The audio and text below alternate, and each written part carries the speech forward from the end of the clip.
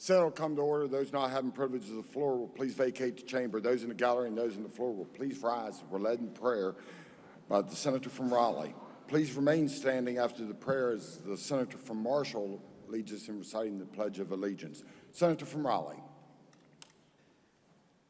Our Heavenly Father, in the stillness and quietness of this moment, we ask for your presence to be made known. We ask that you would guide every person that has a part in what's going on with the Capitol grounds today. We are doing the people's business. We sense a great degree of responsibility and accountability. And so, Heavenly Father, please help us this day. These next couple of weeks are going to be very, very busy. I pray that you would give skill and wisdom and accuracy as we try to go forward and do what's best for the people of this state. In Jesus' name, amen. Amen. Senator from Marshall.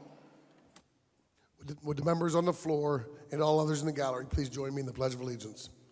I pledge allegiance to the flag of the United States of America and to the republic for which it stands, one nation under God, indivisible, with liberty and justice for all.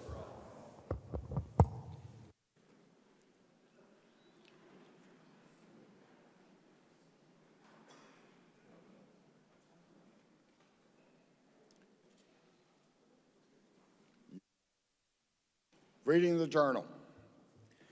West Virginia Legislature, Senate Journal, February 25th, 2023. The Senate met at 10 a.m. Senator Blair, Junior Mr. Senator President. from the 8th requests unanimous consent. Further reading the journal is dispensed with and the journal be approved. Is there objection? Chair hears none. Further reading the journal is dispensed with and the journal is approved. Introduction of guest. On behalf of the Senate, it is my pleasure to welcome the honorary pages for the day. Please stand and be recognized as your name is called. As guests is the Senator from Wyoming, Dominic Smith, Brandon Fortner, and Connor Stewart.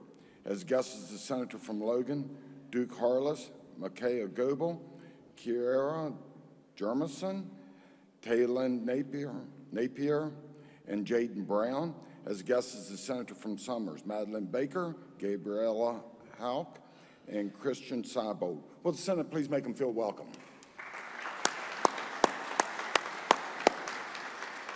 Further introductions, Senior Senator from the 17th. Thank you, Mr. President. On behalf of the Senate, it is your honor and mine to introduce our doctors of the day. In the rear of the chamber, we have with us Dr. Tracy Hendershot from Elizabeth, West Virginia, as well as Dr. Hunter Neely from Lewisburg. If they wouldn't mind standing, let's give them a warm welcome.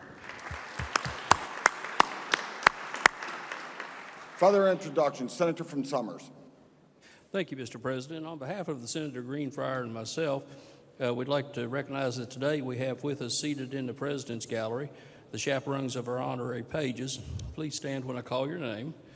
We have Sophia Seibold and Sue Massey, the mother and grandmother of Christian, Gabriella Houck's parents, Frank and Heidi Houck, and Melinda Baker's father, Brian Baker.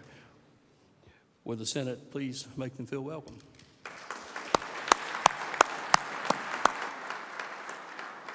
Senior Senator from the 6th. Thank you, Mr. President. Sitting in the North Gallery, we have Dr. Farah Tusi. Dr. Tusi, please stand. She's an electrical engineer that works in aerospace and performs contracts for Space Force on SpaceX projects. Senate, please join me and make her welcome. Senator from Wyoming. Mr. President, today we have with us, seated in the President's Gallery, the chaperones for our honorary pages. Please stand when I call your name. Kim Stafford, mother of Dominic Smith.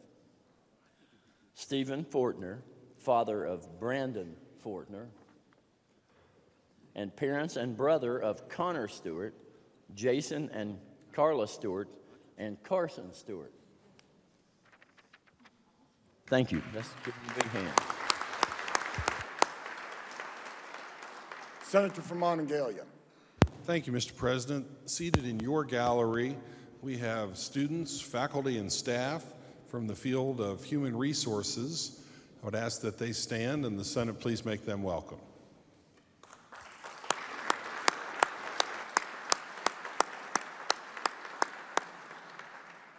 Senator from Upshur. Thank you, Mr. President. Today, seated in your President's Gallery, we have an old friend of mine, Bob Osborne, and his wife, Nellie. They're representing the AARP. If they'd please stand and the Senate make them welcome.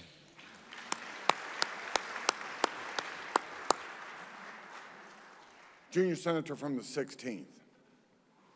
Thank you, Mr. President. On behalf of all the senators representing Berkeley County, I'd like to introduce the Leadership Berkeley class in the North Gallery, if they would please stand as I call their name. Jonathan Agee, Kevin Brackens, Emily Berner, Julian Carter, Tracy Darby, Alyssa Davis, Dana DeJarnette, Ben Deoms, Stacy Duranco, Denise Greenback-Hess, Rhonda Height, Desiree Height, Richard Irvin, Emily Jones, Hannah Kinney, Diana LeBron, Carrie Lefebvre, Matthew Martin, Michelle McDowell Welsh, Jared Parsons, Russell Penner, Tracy Regalia, Pete Reed, Danielle Rubel, Sarah Shoebridge, TJ Van Meter, Chris Walker, and Terry Sharman, and they are accompanied by David Dreamer, Jeff Cross, and Elizabeth Webster. If the Senate would please make them welcome.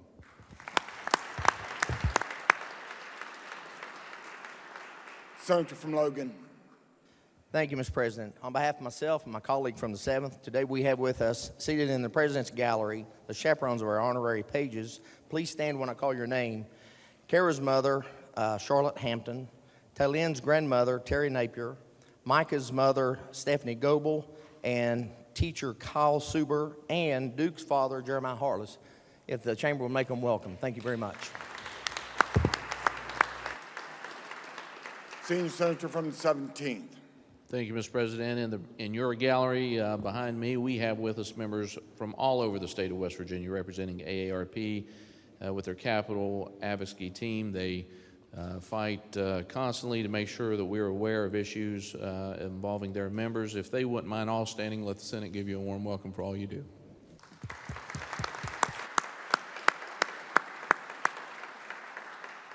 Are there further introductions? Communications from the House. The Clerk of the House announced the passage by that body of committee substitute for House Bill 2016 relating to confidential child care records. Message will be received and the bill will be referred to the Committee on Health and Human Resources. Committee substitute for House Bill 2064 to create commercial opportunity zones to attract new businesses to West Virginia. Message will be received and the bill will be referred to the Committee on Economic Development and then the Committee on Finance. Committee substitute for House Bill 2065, West Virginia Heavy-Duty Truck Excise Tax Elimination Act. Message will be received and the bill will be referred to the Committee on Finance. Committee substitute for House Bill 2483, creating a tax credit for improving facades in historic districts. Message will be received and the bill will be referred to the Committee on Finance. Committee substitute for House Bill 2567 relating to felony trespassing. Message will be received and the bill will be referred to the Committee on the Judiciary. Committee substitute for House Bill 2648 authorizing certain agencies and boards of the DHHR to promulgate a legislative rule. Message will be received and the bill will be referred to the Committee on Health and Human Resources. Committee substitute for House Bill 2759 relating to updating the healthcare provider tax. Message will be received and the bill will be referred to the Committee on Health and Human Resources, then the Committee on Finance. Committee substitute for House Bill 2760 to allow CPR firefighters to drive ambulances when both attendants are needed to administer patient care. Message will be received and the bill will be referred to the Committee on Government Organization. Committee substitute for House Bill 3006, West Virginia Critical Infrastructure Protection Act. Message will be received and the bill will be referred to the Committee on the Judiciary. Committee substitute for House Bill 3013 relating to authorizing the Jefferson County Commission to levy a special district excise tax. Message will be received and the bill will be referred to the Committee on Finance. Committee substitute for House Bill 3114 denies severance pay to employees of DOT for failure or refusal of drug testing. Message will be received and the bill will be referred to the Committee on Government Organization. Committee substitute for House Bill 3214 to create the Road Optimization and Assessment Data Pilot Project. Message will be received and the bill will be referred to the Committee on Transportation and Infrastructure. Committee substitute for House Bill 3274, create the Affordable Medicaid Buy-in Program. Message will be received and the bill will be referred to the Committee on Health and Human Resources and the Committee on Finance. Committee substitute for House Bill 3341 to allow cigar bars. Message will be received and the bill will be referred to the Committees on Government Organization and the Committee on Health and Human Resources. Committee substitute for House Bill 3398 relating to the establishment of the West Virginia Memorial to Fallen Heroes of the Global War on Terrorism. Message will be received and the bill will be referred to the Committee on Military, then the Committee on Finance. Committee substitute for House Bill 3409 relating to authorizing application of the Manufacturing Investment Tax Credit and the Manufacturing Property Tax Adjustment Credit against personal income tax. Message will be received and the bill will be referred to the Committee on Finance. House Bill 3444 relating to the creation of the West Virginia Semi-Quincentennial Commission and Fund. Message will be received and the bill will be referred to the Committee on Government Organization. Committee substitute for House Bill 3450 relating generally to racetrack video lottery and the Licensed Racetrack Modernization Fund. Message will be received and the bill will be referred to the Committee on Government Organization. House Bill 3473 creating a work group relating to Dig Once policy.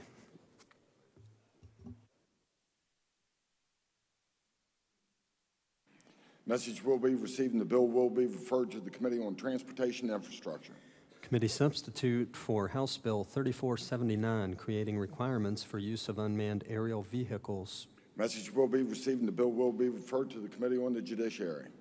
House Bill 3493 relating to prohibiting certain foreign ownership of agricultural land. Message will be received and the bill will be referred to the Committee on the Judiciary. Committee substitute for House Bill 3551 provide for criminal history record restrictions for certain persons. Message will be received and the bill will be referred to the Committee on the Judiciary. House Bill 3552 relating to per diem jail costs. Message will be received and the bill will be referred to the Committee on Government Organization and the Committee on Finance. House Bill 3556 Uniform Recognition and Enforcement of Canadian Domestic Violence Protective Orders Act. Message will be received and the bill will be referred to the Committee on the Judiciary.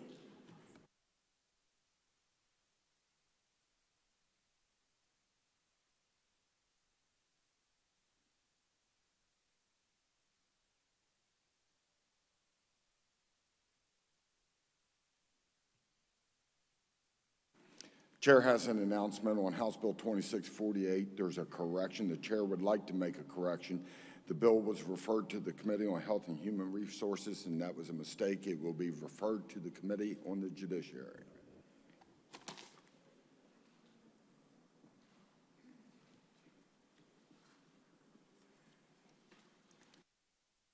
Communications from the executive?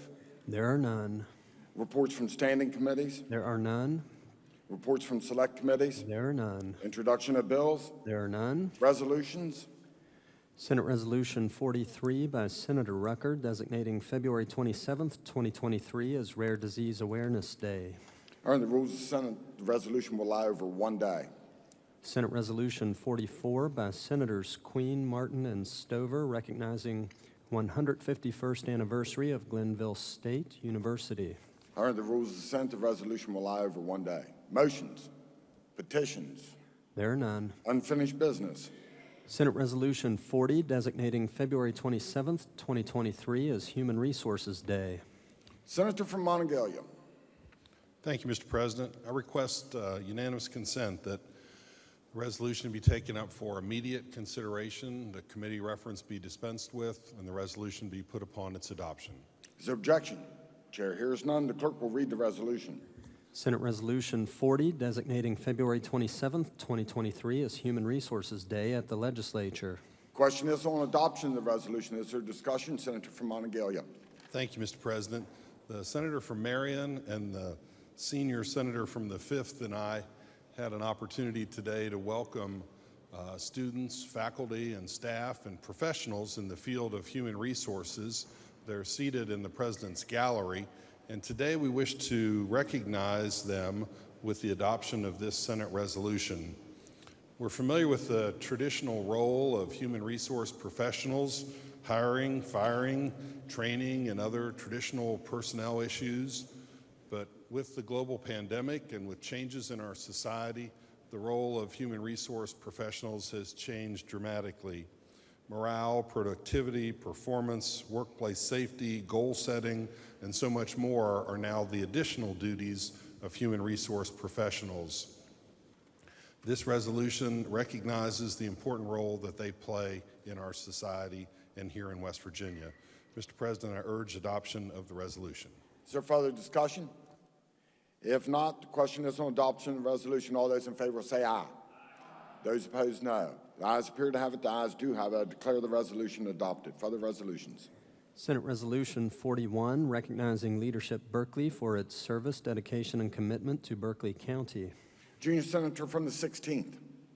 Thank you, Mr. President. Mr. President, I request unanimous consent that the committee reference be dispensed with and the resolution be taken up for immediate consideration and put upon its adoption. Is there objection? Chair hears none. The clerk will read the resolution. Senate Resolution 41, recognizing Leadership Berkeley for its service, dedication, and commitment to Berkeley County. Question is on adoption of the resolution. Is there discussions? Junior Senator from the 16th. Thank you, Mr. President. Just briefly, I want to point out again that the class of Leadership Berkeley is in the North Gallery this morning, and I had the opportunity, as I know you did as well, to really engage with those folks. Really a great group with diverse backgrounds. They come every year to visit our process, make the long trek 300 plus miles from Berkeley County to really see, again, how the process works, to meet with all of us and remind us of the things that are so important back home. And I just want to take just a minute to thank them for all the work they do. They really are community leaders in our area and are active participants in the success of Berkeley County. Mr. President, I'd request adoption of the resolution. Forgive me, I couldn't hear your last sentence. Support the adoption of the resolution. Is there further discussion? Senator from Oregon. Thank you, Mr. President. I also rise in support of the resolution. The Leadership Berkeley program has existed for some time, and it has produced considerable leadership in Berkeley County, for Berkeley County, and for the whole state of West Virginia, really. And it's great to see such a large class of Leadership Berkeley here in attendance at our proceedings at the Capitol. The program has a long history, and it clearly is continuing to develop emerging leaders for both Berkeley County and the state of West Virginia. I also support adoption of the resolution. Is there further discussion? If not, the question for the Senate is adoption of the resolution. All those in favor say aye. Those opposed, no. The ayes appear to have it. The ayes do have it. I declare the resolution adopted. Senate Resolution 42, recognizing contributions of AARP West Virginia. Senior Senator from the 17th. Thank you, Mr. President. I request unanimous consent that the resolution be taken up for immediate consideration, committee reference be dispensed with, and the resolution be placed upon its adoption. Is there objection? Chair hears none. The clerk will read the resolution. Senate Resolution 42, recognizing the contributions of AARP West Virginia and its capital advocacy team of volunteers to the betterment of our state and its people. Question is on adoption of the resolution. Is there discussion? Senior Senator from the 17th. Thank you, Mr. President. Today we recognize the contributions of the American Association of Retired Persons, or AARP, West Virginia, and its capital advocacy team.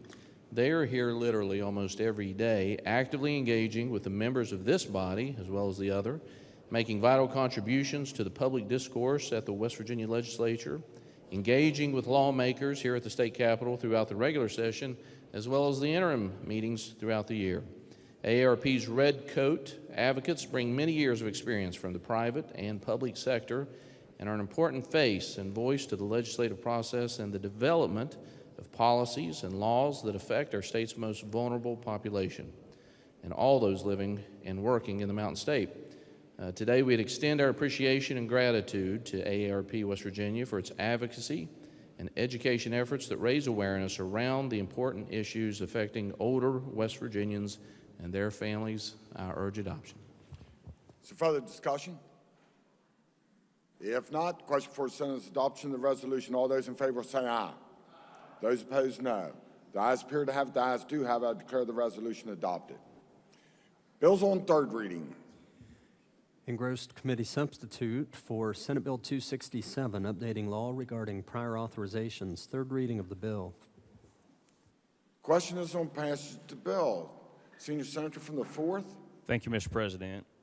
This bill would update West Virginia law regarding prior authorizations for medical procedures. It requires that by July 1, 2024, the Public Employees Insurance Agency, the Bureau for Medical Services, and all other insurers develop a mechanism for receipt of prior authorization forms electronically through a portal.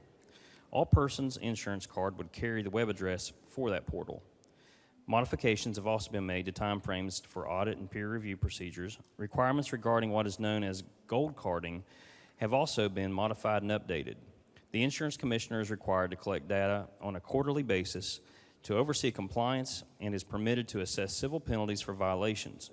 With respect to Medicaid, this data collection and civil penalty assessment requirement rests with the Inspector General. Mr. President, I urge adoption of the bill. Question is on passage of the bill. Is there discussion? If not, the question for the Senate is, shall the bill pass? All those in favor vote yea. Those opposed vote nay. The clerk shall prepare the machine.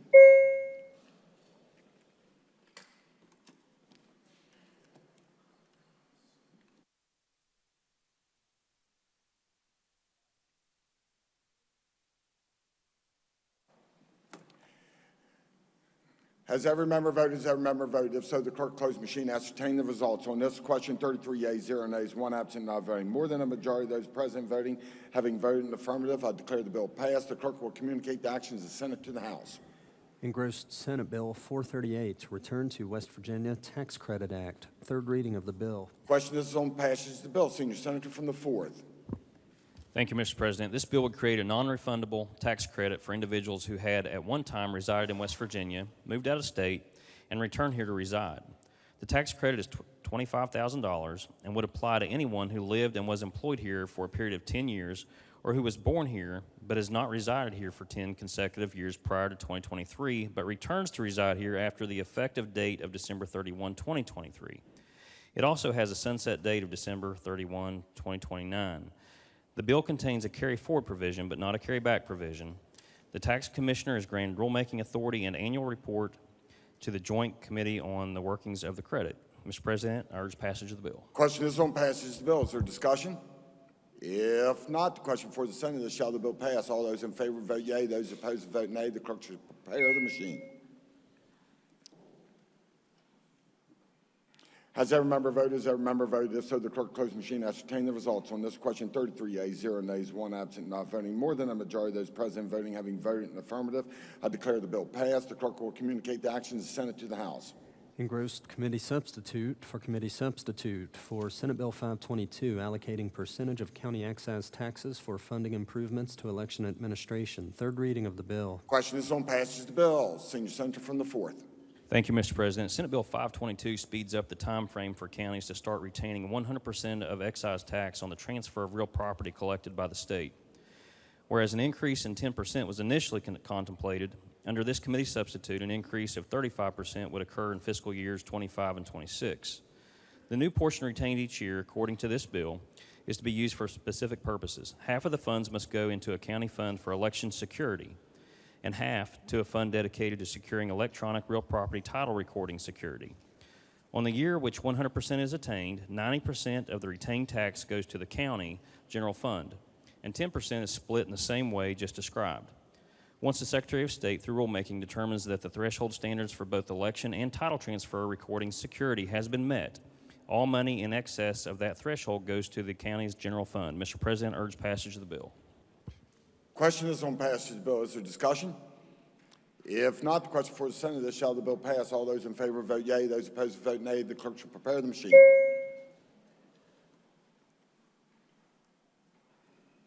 Has every member voted? Has every member voted? If so, the clerk close the machine. Ascertain the results. On this question, 33 yeas, 0 nays, 1 absent, not voting.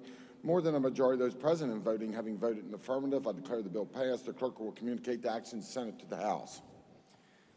Engrossed committee substitute for Senate Bill 534 relating to non-intoxicating beer, non-intoxicating craft beer, cider, wine, and liquor license requirements. Third reading of the bill. The bill is advanced to third reading with the right to amend. Are there amendments to the bill? Yes, sir. Senators Nelson, Barrett, Maroney, Oliverio, Queen, Tacubo, Weld, and Caputo move to amend the bill on page 2 after the enacting clause by inserting a new section. Junior Senator from the 17th. Yes, thank you, Mr. President. I ask unanimous consent to explain the amendment in lieu of having it read. Is there objection? Chair hears none. Junior Senator from the 17th. Yes, thank you. This amendment is the result of significant feedback that has been received from constituents as well as members since this bill hit the Senate Finance Committee. This amendment adds 2 code sections that will allow municipalities through an ordinance to create private outdoor designated areas, basically where open containers are allowable. The first section is added on page 2 after the enacting clause and inserts section 26 into chapter 8, article 12. What this does is adds the ability for the municipality by ordinance to create a private outdoor designated area for the consumption of alcohol and under a new class, an S4 permit of qualified Class A permit holders. A second section is added on page 75 after line 119 and inserts a new section 8G into chapter 60, article 7. In both of these new sections, the following are added. It designates the private area to be set. It speaks to the map that must be outlined as it relates to the designated area as well as its boundaries. There is a statement of the general type and nature of qualified permit holders that are allowed to operate within these designated areas. It identifies licensed permit holders. It states that the municipality must notify and apply to the commissioner. It sets a $100 fee for each qualified holder. It sets the days and hours of operation. It lays out restroom facility security plans as well as public safety and efficient operation standards. Lastly, it states that servings must be in non-glass containers under 18 ounces. This amendment is substantially different than what was handled in the Judiciary Committee in that it removes restrictions that were based upon population size of any municipality. It removes restrictions that were placed on the size of acreage. It removes restrictions on the number of qualified permit holders. It removes restrictions on the number of designated areas. Lastly, it replaced that containers could only be in plastic cups and inserted non-glass containers, in essence allowing metal containers such as my coffee cup here. This is very popular in many other states and municipalities. It's been requested in many municipalities here around the state, and it's one way of additional economic development. Happy to answer any questions, and I urge adoption of the amendment. Sir, discussion? If not, the question before the Senate is adoption of the resolution offered by the junior senator from the 17th. All those in favor say aye. Aye. Those opposed, no. The ayes appear to have it. The ayes do have it. I declare the amendment adopted. Are there further amendments to the bill? Yes, sir. Senator Rucker moved to amend the bill on page 42, section 2, line 61. Senator from Jefferson. Thank you. I ask unanimous consent to explain the amendment in lieu of having it read. Is there objection? Chair hears none. Senator from Jefferson. Thank you. This amendment simply fixes a few things that were left out of the ComSub. They were adopted by the Judiciary Committee and just got left out inadvertently. On page 42, it takes out the $750 minimum for food, and it says not less than two, and has the language that the Judiciary Committee adopted to not have an actual number. Same on page 43 and on page 45. And on page 70, the committee adopted an amendment to reduce the $4,000 fee to $2,000, and this just returns it to what we passed out of Judiciary Committee. I urge adoption. Is there discussion? If not, the question for the Senate is adoption of the amendment offered by the senator from Jefferson. All those in favor will say aye. Those opposed, no. The ayes appear to have it. The ayes do have it. I declare the amendment adopted. Are there further amendments to the bill? Yes, sir. Senators Rucker and Trump move to amend the bill on page 31, section 3A, line 16, after the word volume by adding the words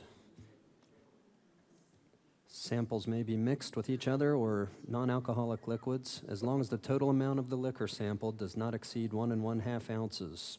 Senator from Jefferson. I would ask consent to explain, but that really is all that the amendment does. I urge adoption. Is there discussion? If not, the question for the Senate is adoption of the amendment offered by the senator from Jefferson. All those in favor say aye. Those opposed, no. The ayes appear to have it. The ayes do have it. I declare the amendment adopted. Are there further amendments to the bill? Yes, sir. Senator Trump moved to amend the bill on page 66, section 2. Senator from Morgan. Thank you, Mr. President. I request unanimous consent to explain the amendment in lieu of having it read, and that all amendments be considered as a single amendment. Is there objection? Chair hears none. Senator from Morgan. Thank you, Mr. President. This amendment is truly technical. It is adding some words in 5 different places in the bill.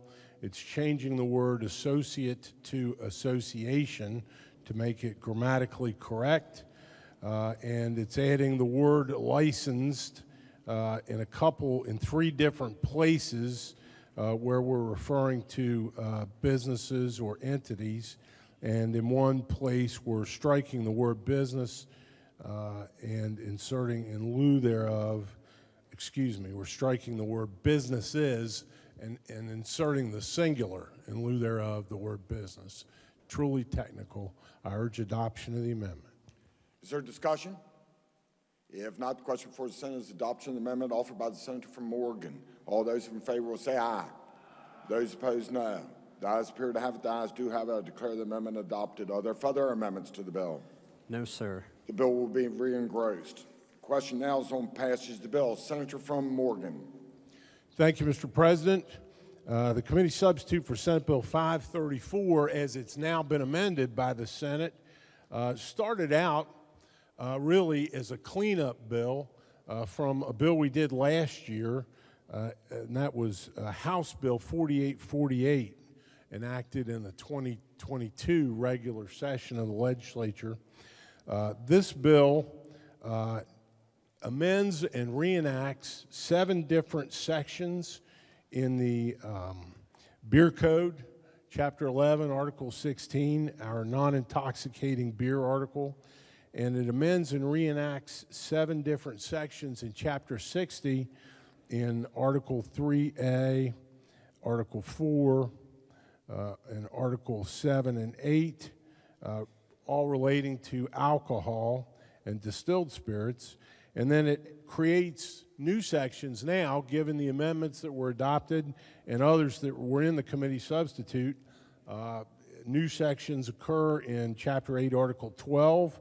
That's the municipal license that was just discussed. And a new section in Chapter 60, Article 7.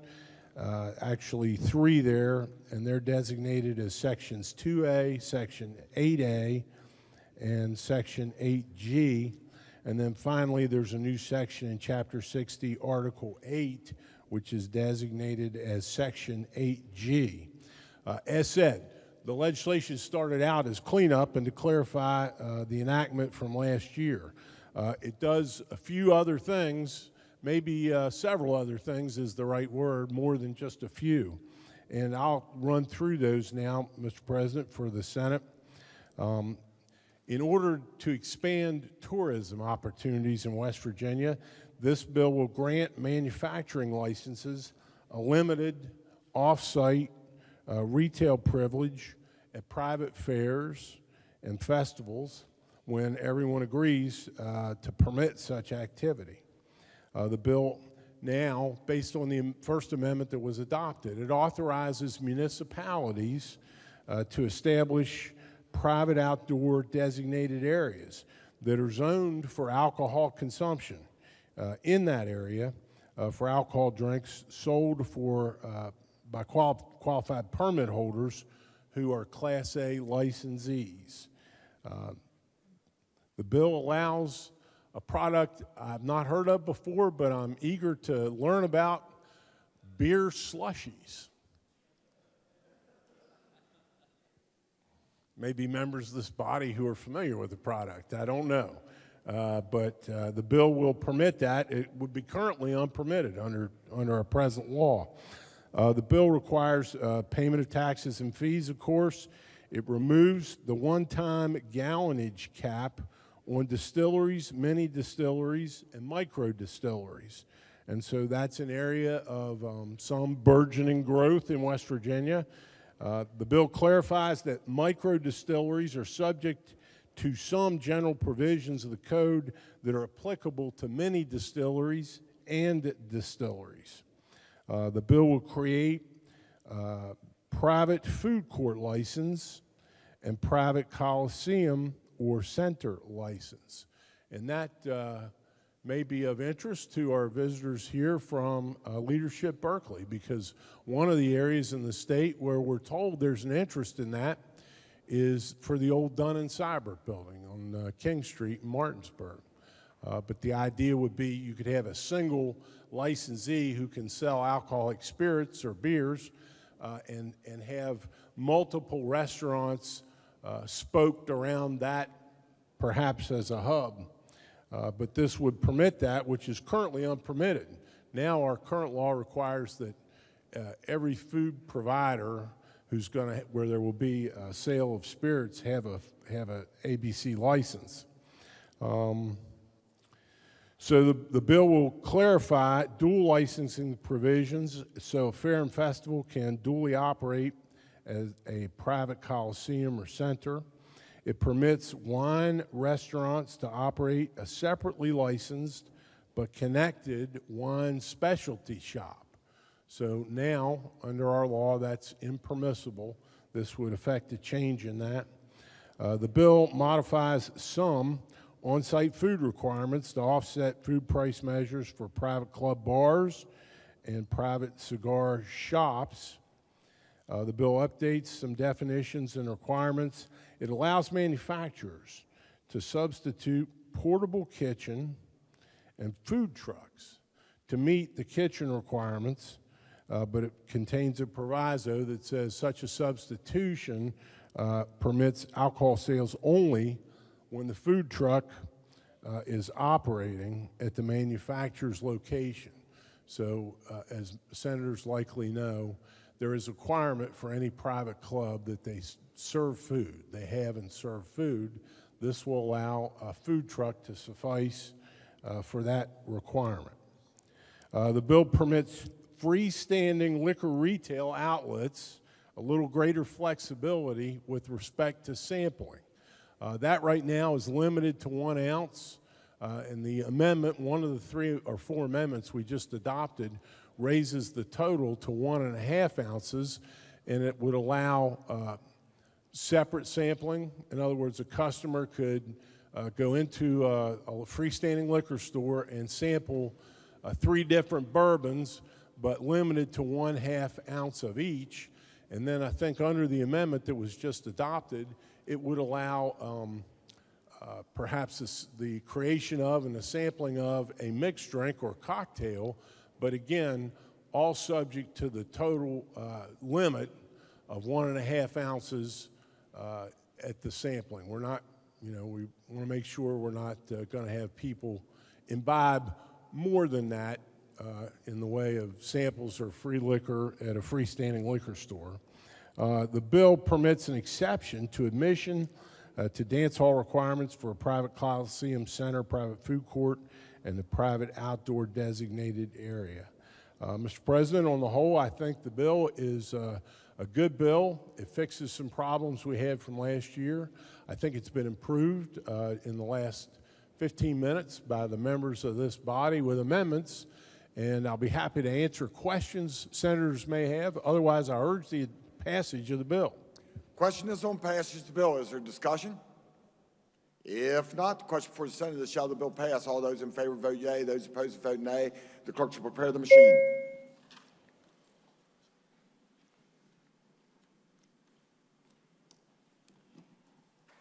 Has every member voted? Has every member voted? If so, the clerk will close the machine and ascertain the results.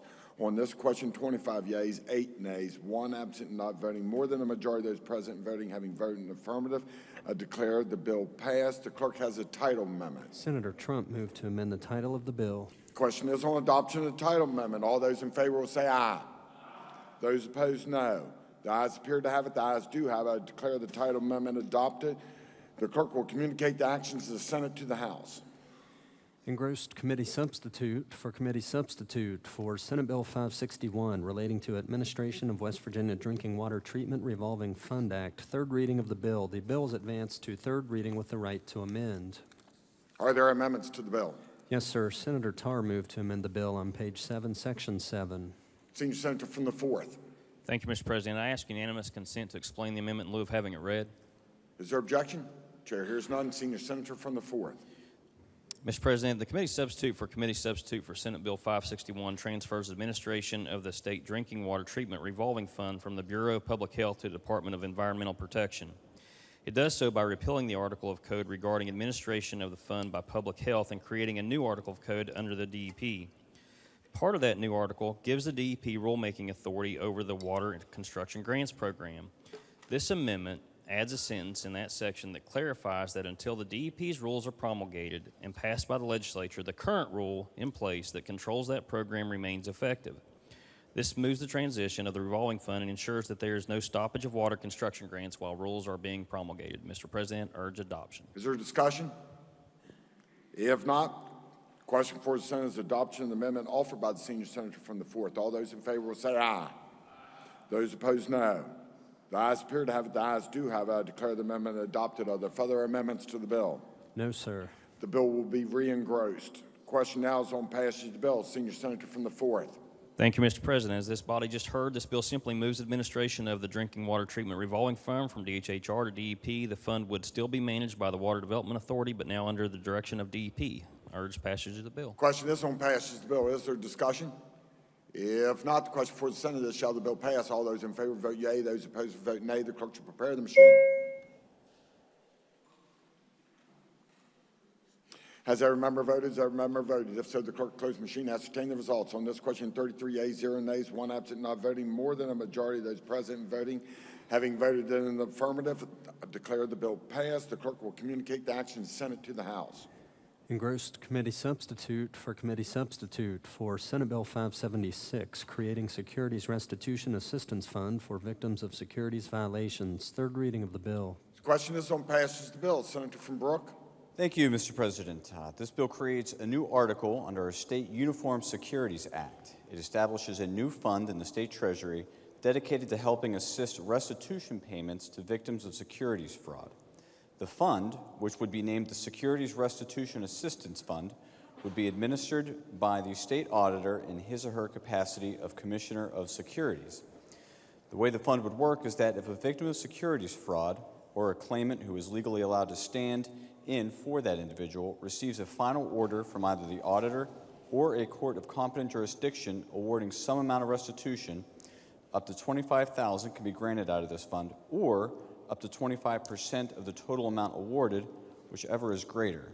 This amount is increased to the greater of $50,000 or 50% of the award if the victim is a vulnerable person, which is someone either over the age of 65 or someone who is infirmed in such a manner that they would be subject to the code provisions regarding adult protective services.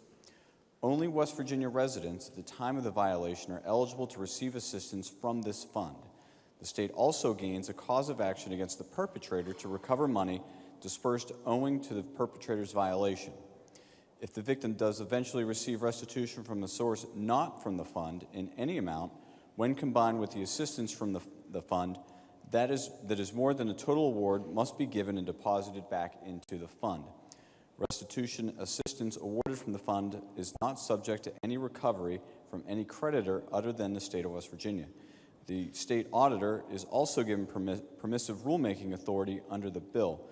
Mr. President, this bill comes to us from the ARP, those individuals that we previously recognized in your gallery. You know, oftentimes the victims of these types of frauds are the senior citizens of this state. As a prosecutor in Brooke County, I saw it all too often, and unfortunately in a lot of those cases, it was often an individual that could provide no restitution back to the victim whatsoever, and that person was stuck with a lot less in their account than they had hoped to be able to retire on. And I saw the look on those individuals' faces when they realized that, and am glad that this bill, while not being able to help those individuals, would provide many of these types of victims around the state some modicum of restitution if they have lost part of the savings that they were relying upon their retirement to be predicated upon. And so I was happy to sponsor this bill and work with the ARP and the state auditor to make it happen. Happy to answer any questions. I urge passage of the bill. Question is on passage of the bill. Is there discussion? If not, the question before the Senate is, shall the bill pass? All those in favor vote yea. Those opposed vote nay. The clerk will prepare the machine. Has every member voted? Has every member voted? If so, the clerk close the machine. Ascertain the results on this question. 33 yeas, 0 nays, 1 absent, not voting. More than a majority of those present voting having voted in the affirmative. I declare the bill passed. The clerk will communicate the action of the Senate to the House. Engrossed committee substitute for Senate Bill 590, Emergency Medical Services Retirement System Act. Third reading of the bill. Question is on passage of the bill. Senior Senator from the 4th. Thank you, Mr. President. Last regular session, a law was passed that put newly hired 911 personnel into the Emergency Medical Services Retirement System. This bill would allow all existing 911 personnel to transfer their years of service contributing to the Public Employees Retirement System, also to the Emergency Medical Services Retirement System. The bill amends definitions in the Article of Code relating to the EMS system to account for the allowance of transferred service. Transfer of service from PERS to the EMS system requires an election by at least 75% of the existing personnel statewide. The participating employers, which are the counties, are responsible for paying for the voting process in a proportionate share of the number of transferring 911 personnel they employ. The election must occur by December 31, 2023, after which, if 75% elect to transfer, the Retirement Board must transfer service in PERS to the EMS system for all existing 911 personnel within 180 days. Same as the vote, the counties bear responsibility for the cost of the transfer to the Retirement Board. Mr. President, I urge passage of the bill. Question is on passage of the bill. Is there discussion? If not, the question before the Senate is, shall the bill pass? All those in favor vote yea. Those opposed vote nay. The clerk will prepare the machine. Has every member voted? Has every member voted? If so, the clerk close the machine. Ascertain the results on this question. 33 yeas, 0 nays, 1 absent, not voting. More than a majority of those present voting having voted in the affirmative, I declare the bill passed. The clerk will communicate the action of the Senate to the House. Engrossed committee substitute for Senate Bill 613 relating generally to certificates of need. Third reading of the bill. The bill is advanced to third reading with the right to amend. Are there amendments to the bill? Yes, sir. Senator Maroney moved to amend the bill on page 12, section 10. Senator from Marshall. Thank you, Mr. President. I request unanimous consent to explain the amendments, in lieu of having them read, and then all amendments be considered as one. Is there objection? Chair hears none. Senator from Marshall.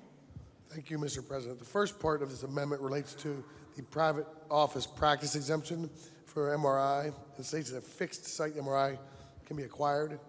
The word fixed was initially left out. That was the intent during discussions of the bill. The second part of the amendment relates to a liability clause attached to the birthing center exemption. It states that a hospital shall be deemed a trauma center for any and all claims arising out of any medical services provided by a hospital or physician to an individual as a result of birth complication at a birthing center. Mr. President, I would urge adoption of the amendments. Is there discussion? If not, the question for the Senate is adoption of the amendment offered by the Senator from Marshall. All those in favor will say aye. Those opposed, no. The ayes appear to have it. The ayes do have it. I declare the amendment adopted. Are there further amendments to the bill? No, sir. The bill will be re-engrossed. The question now is on passage of the bill. Senator from Marshall. Thank you, Mr. President. Mr. President, this bill modifies the definition of campus to mean that a physical area immediately adjacent to the hospital's main building, other areas and structures that are not strictly contiguous to the main buildings, but are located within 250 yards of the main buildings. The bill modifies the expenditure minimum and the certificate of need for $5 million to $100 million. The bill redefines hospital services and adds a definition of inpatient services. It removes constructing, developing, acquiring, or establishing a birthing center as a reviewable service. The bill allows exemption for constructing, developing, acquiring, establishing a birthing center, and for hospital services on a hospital campus. No application is required to be filed for these exemptions. Lastly, the bill has an exemption for a private office practice owned or operated by one or more health professionals authorized or organized pursuant to Chapter 30, which is at least 7 office practice locations. They may acquire and utilize one MRI scanner, regardless of the cost. It's a fixed scanner, as stated in the amendment we just adopted.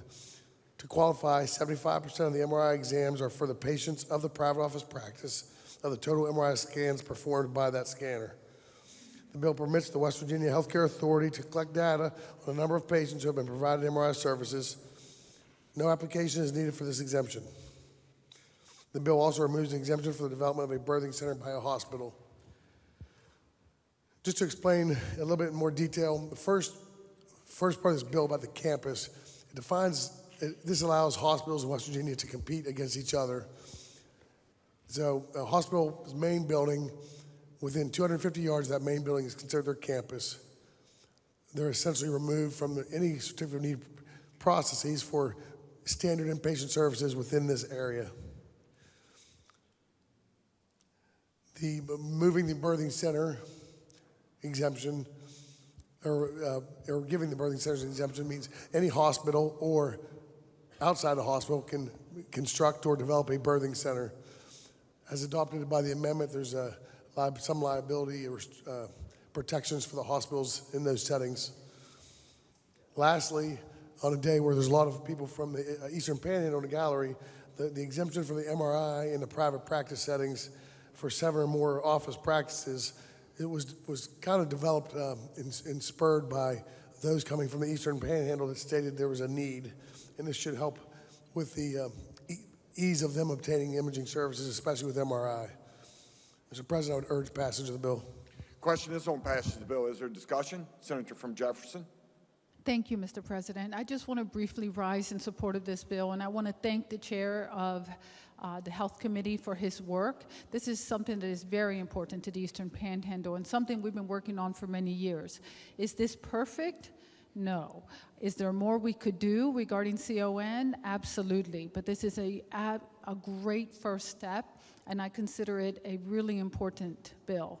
So thank you, and I urge support. Is there further discussion? Senator from Logan. Thank you, Mr. President. Will the chairman yield? Will the senator yield? Senator yields. Thank you, Mr. Chairman. The $5 to $100 million, is that campus only?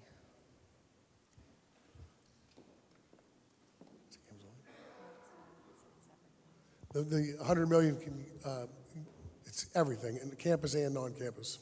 Okay. Thank you. Thank you, Mr. President. Is there further discussion? If not, the question before the Senate is, shall the bill pass? All those in favor vote yea. Those opposed vote nay.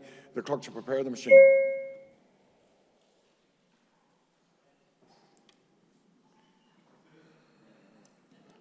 Has every member voted? Has every member voted? If so, the clerk close the machine and ascertain the results. On this question, 31 yeas, 2 nays, 1 absent, not voting. More than a majority of those present voting having voted in the affirmative, I declare the bill passed. Senior Senator from the 17th. Thank you, Mr. President. I move the bill be made effective from passage. Request unanimous consent that the roll call used on passage of the bill be used to make it so effective. Senior Senator from the 17th moves the bill be made effective from passage and request unanimous consent that the roll call used on the passage of the bill be used to make it so effective. Is there objection? Chair hears none. On this question, 31 yeas, 2 nays, 1 absent, not voting. More than 2/3 of those elected to the Senate having voted in the affirmative, I declare the bill effective from passage. The clerk will communicate the action of the Senate to the House. Engrossed committee substitute for Senate Bill 628, revising provisions related to public charter schools. Third reading of the bill. The bill is advanced to third reading with the right to amend. Are there amendments to the bill? Yes, sir. Senators Rucker and Oliverio move to amend the bill on page 11, section 3. Senator from Jefferson. Thank you, Mr. President. I request unanimous consent to explain the amendment in lieu of having it read. Is there objection? Chair hears none. Senator from Jefferson. Thank you. This amendment just clarifies language that we had in the bill that would allow public charter school students to participate in extracurricular activities. We changed the wording to say they have to be in the area where the student resides. So if their public charter school does not offer the extracurricular activity, they can participate in the public school where the student resides. So that is what the language is doing, and I urge adoption of the amendment. So discussion? If not, the question for the Senate is adoption of the amendment offered by the Senator from Jefferson. All those in favor will say aye. Those opposed, no. The ayes appear to have it. The ayes do have it. I declare the amendment adopted. Are there further amendments to the bill? No, sir. The bill will be re-engrossed. The question now is on passage of the bill. Senator from Jefferson. Thank you, Mr. President. This bill provides public charter schools access to funding from the School Safety Fund. It discusses the allocation and how it would be done, making certain that, first of all, it would go to video cameras in certain special education classrooms, and then have other criteria for the rest of the funding. It makes certain that if the facility is not owned by the state, that whatever is done is something that could be removed with minimal effort. And this is important for the public charter schools since they usually lease and do not have buildings that they own. You could summarize most of what this bill does by saying that it mostly makes certain that public charter school students be considered as important as other public school students in the state, and that comparable funding levels and resources be made available to them. It talks about the tax-exempt status. It adds language regarding the dual enrollment and embedded credit and industry and workforce credentials, again, trying to make them equal to public schools as much as possible. We just adopted an amendment, of course, to let them participate in extracurricular activities if the public charter school does not have its own. It has language regarding virtual schools and their testing and making certain they may be able to do proctored tests virtually. The bill requires that the Professional Charter School Board, along with the State Board, work together to consult with nationally recognized organizations and establish framework and procedures for interaction between the public charter schools and local county school boards to facilitate cooperation and ensure prompt transfer of records and information. The bill provides for invoicing of certain public funding when a student transfers from a public charter school to a public school or vice versa. It also allows the state board to promulgate rules regarding the calculating the increase of net enrollment to make certain that the public charter schools are fully funded. I'm happy to answer any questions and go into any further details, but I urge passage. Question is on passage of the bill. Is there discussion? If not, question for the Senate is, shall the bill pass? All those in favor vote yea, those opposed vote nay. The clerk shall prepare the machine.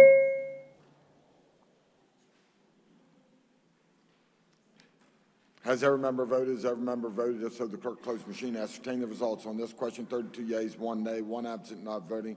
More than a majority of those present voting having voted in the affirmative, I declare the bill passed. The clerk will communicate the action of the Senate to the House. Engrossed committee substitute for Senate Bill 667, requiring periodic performance audits of West Virginia Secondary Schools Athletic Commission. Third reading of the bill. Question is on passage of the bill. Senator from Mason.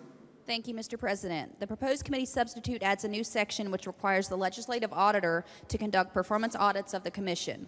In BPJ and others versus West Virginia State Board of Education and others, the legislature found that the West Virginia Secondary Schools Activities Commission is a state actor. The legislative auditor shall have the power and authority to examine the revenues, expenditures, and performance of the commission. This allows inspection of all records and accounts of the commission and to examine the personnel of the commission. For any legally protected information provided provided or disclosed, the auditor shall protect the confidentiality, privacy, or security of the protected information in the like manner and with the same duty as is required of the Commission. The auditor shall complete an initial performance audit of the Commission by December 1st, 2023, and on that date deliver a report thereof to the Joint Committee on Government and Finance and to the Legislative Oversight Committee on Education Accountability. Mr. President, I urge passage. Question is on passage of the bill. Is there discussion? Senator from Cabell. Thank you, Mr. President. Will the chair yield the education? Will the senator yield? Senator yields. Yes, Senator. So I'm not on your committee, and I see the term state actor that apparently, when was that decision by the Supreme Court?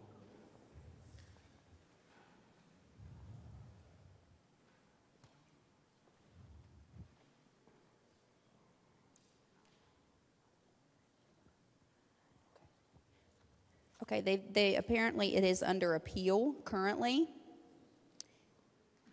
The date is. So who ruled that way? Which court? I'm sorry, Senator, say that again. Whose ruling are we following here that the SSAC is a state actor? That is the Supreme Court of Appeals. And it's on appeal to where? The Fourth Circuit, sir. Okay. And that is a current case that's still pending? The appeal is still pending, yes. Speak to the bill. Proceed. Thank you, Senator. Let me just say this. I had a case appeared before the Supreme Court on November 13th of 2008. I represented a student athlete by the name of O.J. Mayo, who by that time we argued the case, had been the second pick in the NBA draft. We argued that the WVSSAC in that case, I argued that it was a state agency. In a 5-zip decision, I lost that case. The Supreme Court of Appeals held that the WVSSAC is not a state agency. In fact, they went on to say it's not even what's called in the law a public body. So respectfully, I don't believe this bill will, I believe it's an unconstitutional attempt by us to have an audit of an autonomous group. And that's what the Supreme Court of West Virginia described the SSAC as. So respectfully, I don't think this bill would pass muster if it's challenged in court. I urge no vote. Is there further discussion? Senator from Brooke. Thank you, Mr. President. The senator from Cabell is absolutely correct in his reading of that case, and that the case that is referenced here in Senate Bill 667 is under appeal to the Fourth Circuit. However, as a sponsor of this bill, I read through that case, and it did interest me, and the language that it used, and talked about how the activities of the SSAC were so intertwined with the state that it would not exist but for the state, and therefore found it to be a part of the state. And I think that what we're trying to get at here, and I get that the case being referenced is under appeal, what we're trying to get here with this piece of legislation, Mr. President, is a look under the hood of the agency that is responsible for all of the activities in this state that our kids who attend high school partake in. Any sports, whether they're in the band, an organization that has millions in assets, because we can see their tax returns online. Well, they're supposed to file them every year, but the last that they have available online is 2019. Despite that, millions in assets. We don't know exactly how they generate all that revenue, what they spend it on, despite the fact that we call it in code quasi-public funding, because it comes from revenue from ticket sales in the public, which is a part of it, but we also know that they have some control over sponsorships, broadcasting rights, that kind of thing.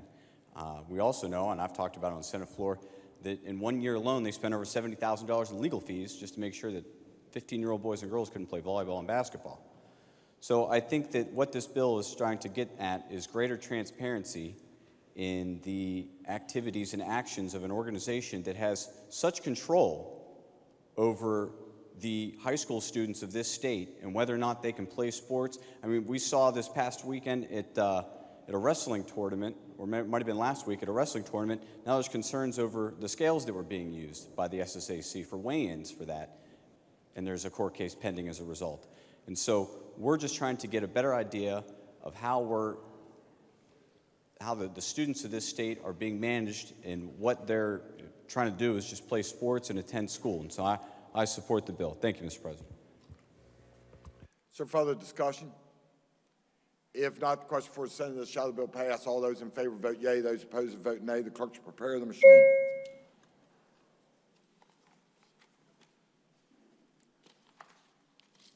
Has every member voted? Has every member voted? If so, the clerk close the machine and ascertain the results. On this question, 29 yeas,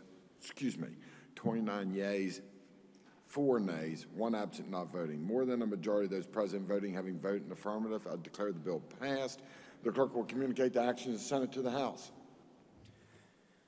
Engrossed committee substitute for Senate Bill 677, clarifying role and responsibilities of State Resiliency Officer. Third reading of the bill. The bill is advanced to third reading with the right to amend. Are there amendments to the bill? Yes, sir. Senator Jeffries moved to amend the bill on page 14, section 3. Senior Senator from the 8th. Thank you, Mr. President. I ask unanimous consent to explain the amendments in lieu of having them read and all be considered as one. Is there objection? Chair hears none. Senior Senator from the 8th.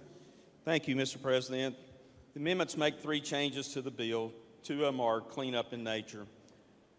The first change amends Section 3 in the Resiliency Flood Protection Act. It requires the Resiliency Office to prepare a new state flood resiliency plan by June 30th, 2024, and to update it every 2 years by June 30th in odd number years. Because the plan is due in 2024, the 2-year update should have said even numbered years. So, Mr. President, we strike out the odd number and insert even number. The second change is the Resiliency Flood Protection Act, which lists the powers and duties of the State Resiliency Office to use the funds in the Resiliency Trust Fund. The amendment relates to grant program that is administered by FEMA under the Federal Storm Act. This grant program requires states to use the storm funds to make funds available to communities as low-interest loans. The third change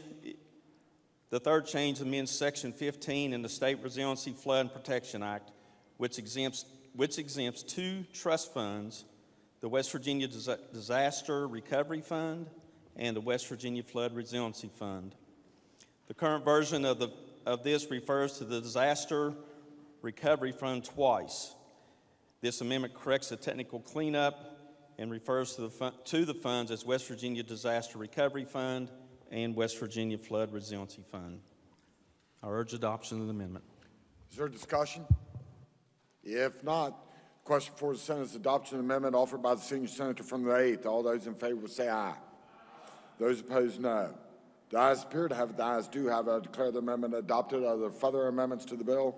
No, sir. The bill will be re-engrossed. The question now is on passage of the bill. Senior Senator from the 8th.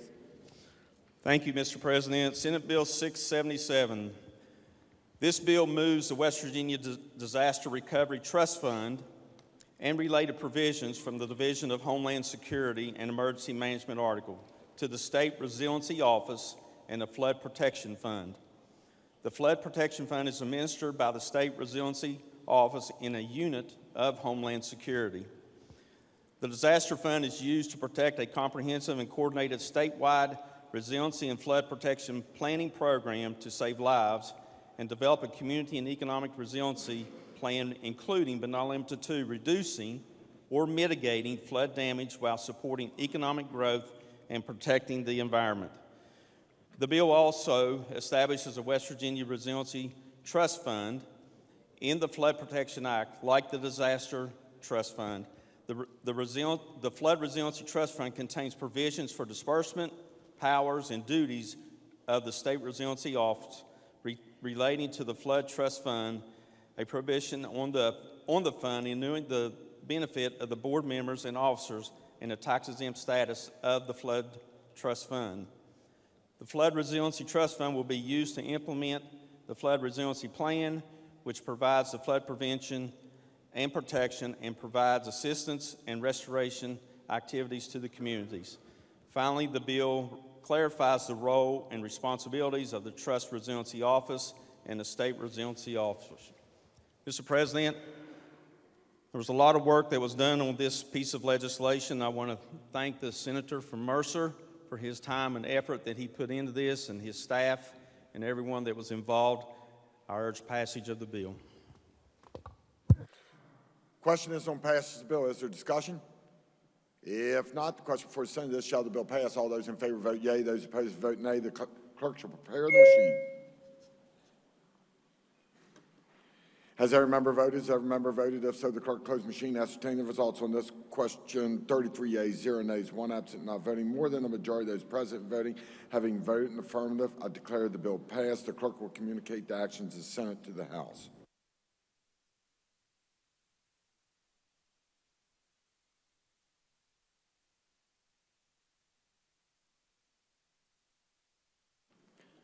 Further bills. Engrossed Senate Bill 679, requiring Office of Inspector General to promulgate rules concerning location of forensic group homes. Third reading of the bill. The question is on passage of the bill. Senator from Marshall. Thank you, Mr. President. Mr. President, this bill requires the Office of the Inspector General to propose a legislative rule to amend the Behavioral Health Center Standards Licensure Rule to include that a forensic group home shall not be located within 1 mile of a residential area, a public or private licensed daycare center, or a public or private K through 12 school.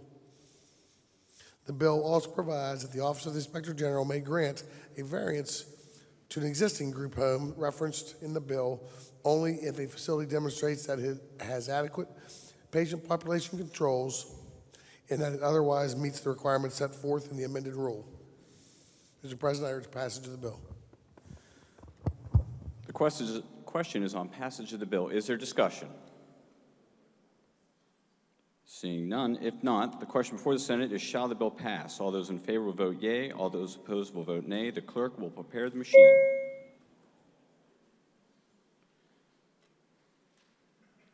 Has every member voted? Has every member voted? If so, the clerk will close the machine and ascertain the results. On this question, there are 31 yeas, 1 nay, and 2 absent not voting. More than a majority of those present and voting having voted in the affirmative, I declare the bill passed. Senior Senator from the 17th. Thank you, Mr. President. I move the bill be made effective from passage. On question unanimous consent that the roll call used on passage of the bill be used to make it so effective.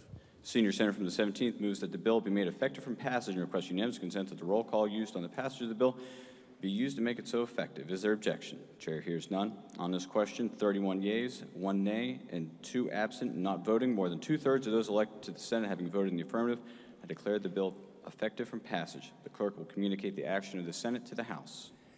Engrossed committee substitute for Senate Bill 688, allowing Board of Education to hire retired teachers to assist with tutoring. Third reading of the bill. Question is on passage of the bill. Senator from Mason. Thank you, Mr. President. This bill allows county boards to contract with an independent contractor who is a retired teacher to provide tutoring services to students.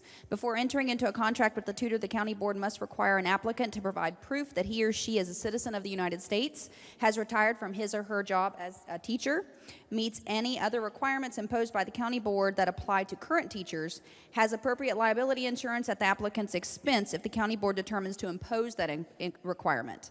The bill also sets forth the following as disqualifying criminal offenses which preclude a county board from engaging the services of a tutor: any sex offense, crimes against persons, unlawful manufacture, delivery, or possession with intent to deliver any controlled substances, any other conviction considered exclusionary by the county board. The bill also includes a provision limiting the civil and criminal liability of county boards.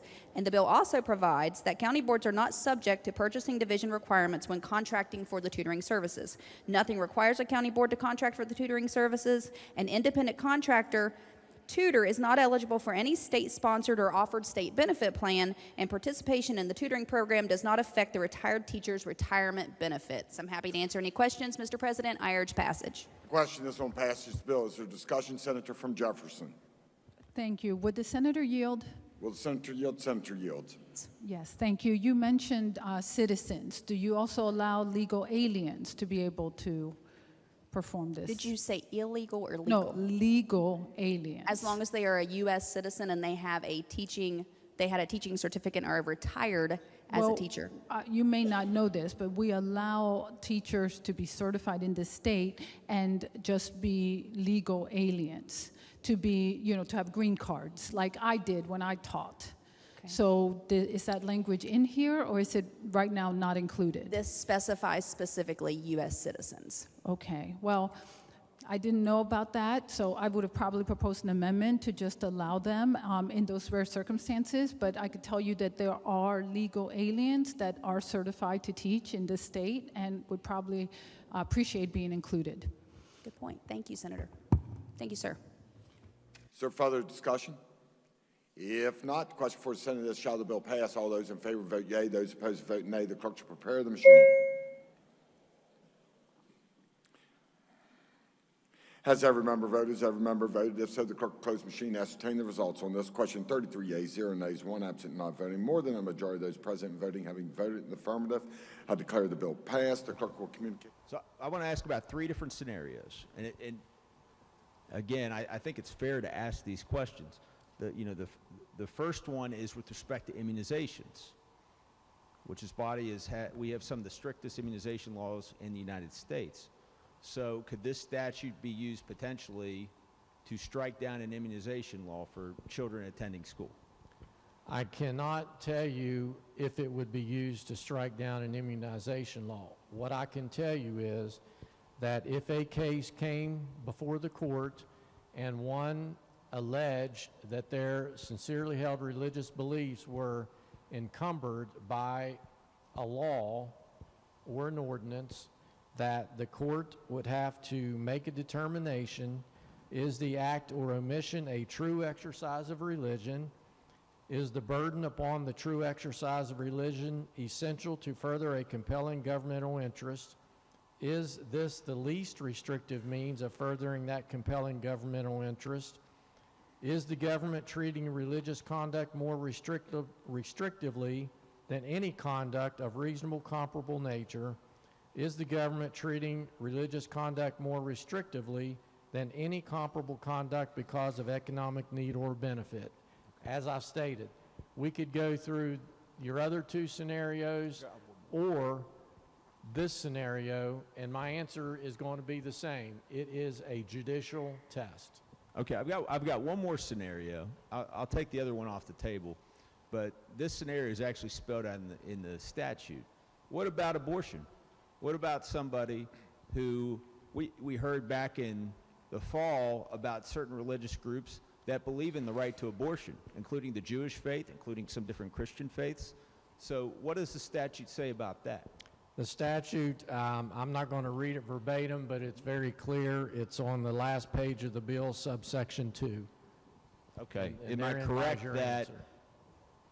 It excludes anybody for religious reasons who believes that the abortion laws of the state of West Virginia substantially burden their exercise of religion? Would that be a fair statement? The gentleman can read the language and draw his conclusions accordingly. So what happens if there is a test as far as how this applies equally under the United States Constitution? It's possible that if some religious beliefs are treated in a certain way and other religious beliefs are treated in another way, that this bill or some of the provisions could actually be struck down under the federal Constitution, correct? This bill is extremely similar to the federal law. And so obviously if you have a federal question or a federal law that is being challenged or is being considered, then federal law would apply.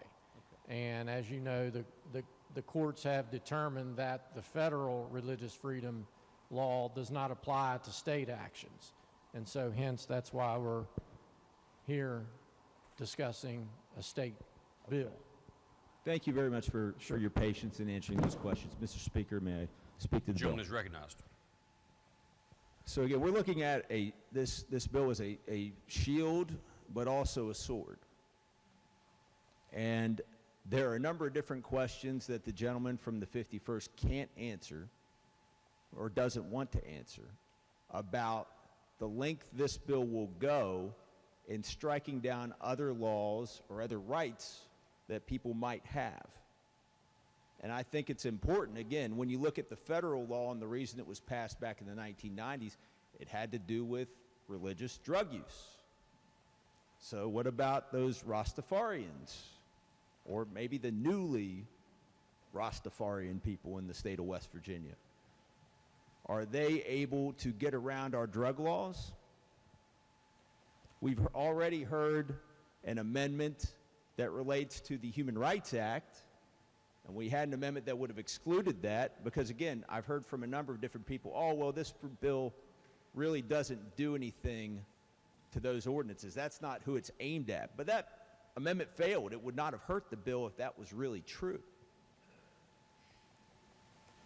But the funny thing is with abortion laws, because you could make a very good argument, and we have heard, again, testimony from people this last year, that there are religions where abortion is considered a right.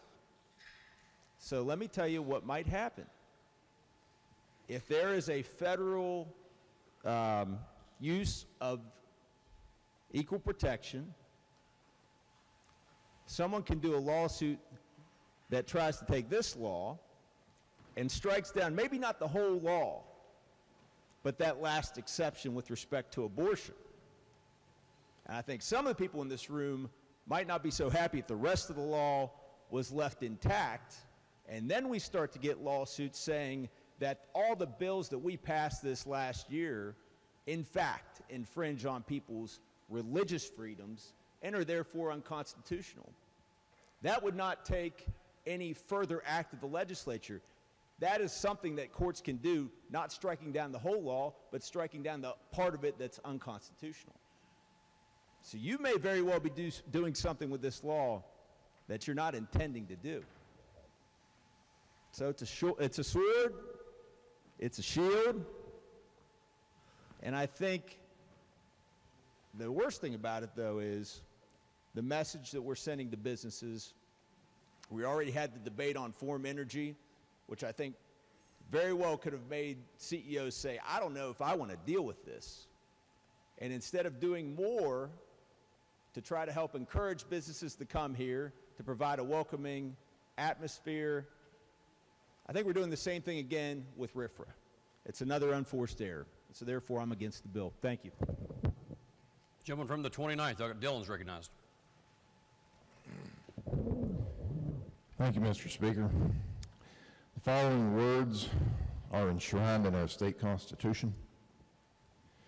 Since through divine providence we enjoy the blessings of civil, political, and religious liberty, we, the people of West Virginia, in and through the provisions of this Constitution, reaffirm our faith in and constant reliance upon God and seek diligently to promote, preserve, and perpetuate good government in the state of West Virginia for the common welfare, freedom, and security of ourselves and our posterity.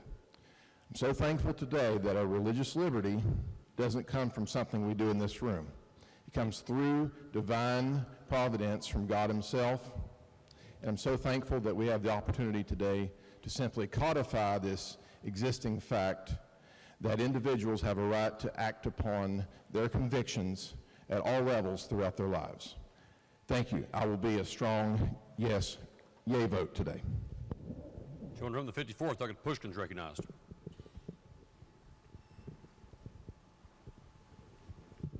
Thank you, Mr. Speaker. Would the Vice Chair of Judiciary yield, please? Yes. Thank you very much.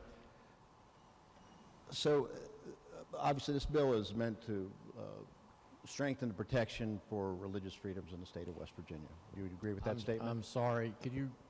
Would you agree with the statement that this bill is aimed at strengthening religious freedoms for the citizens of the state of West Virginia?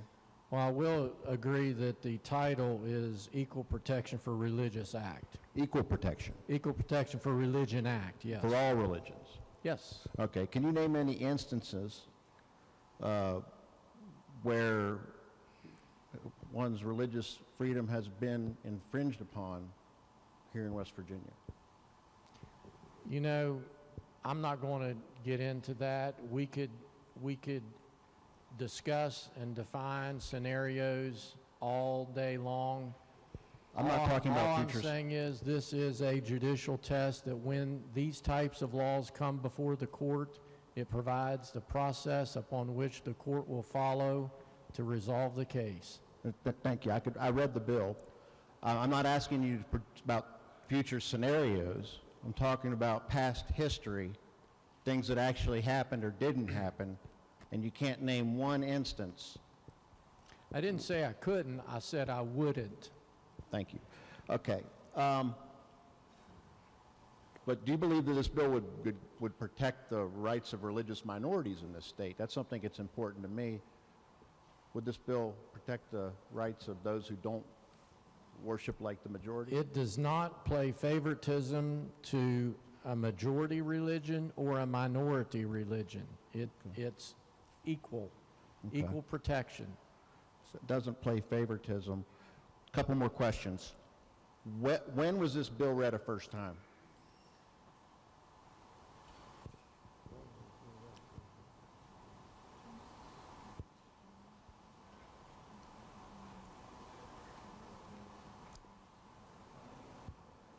I believe it was Friday.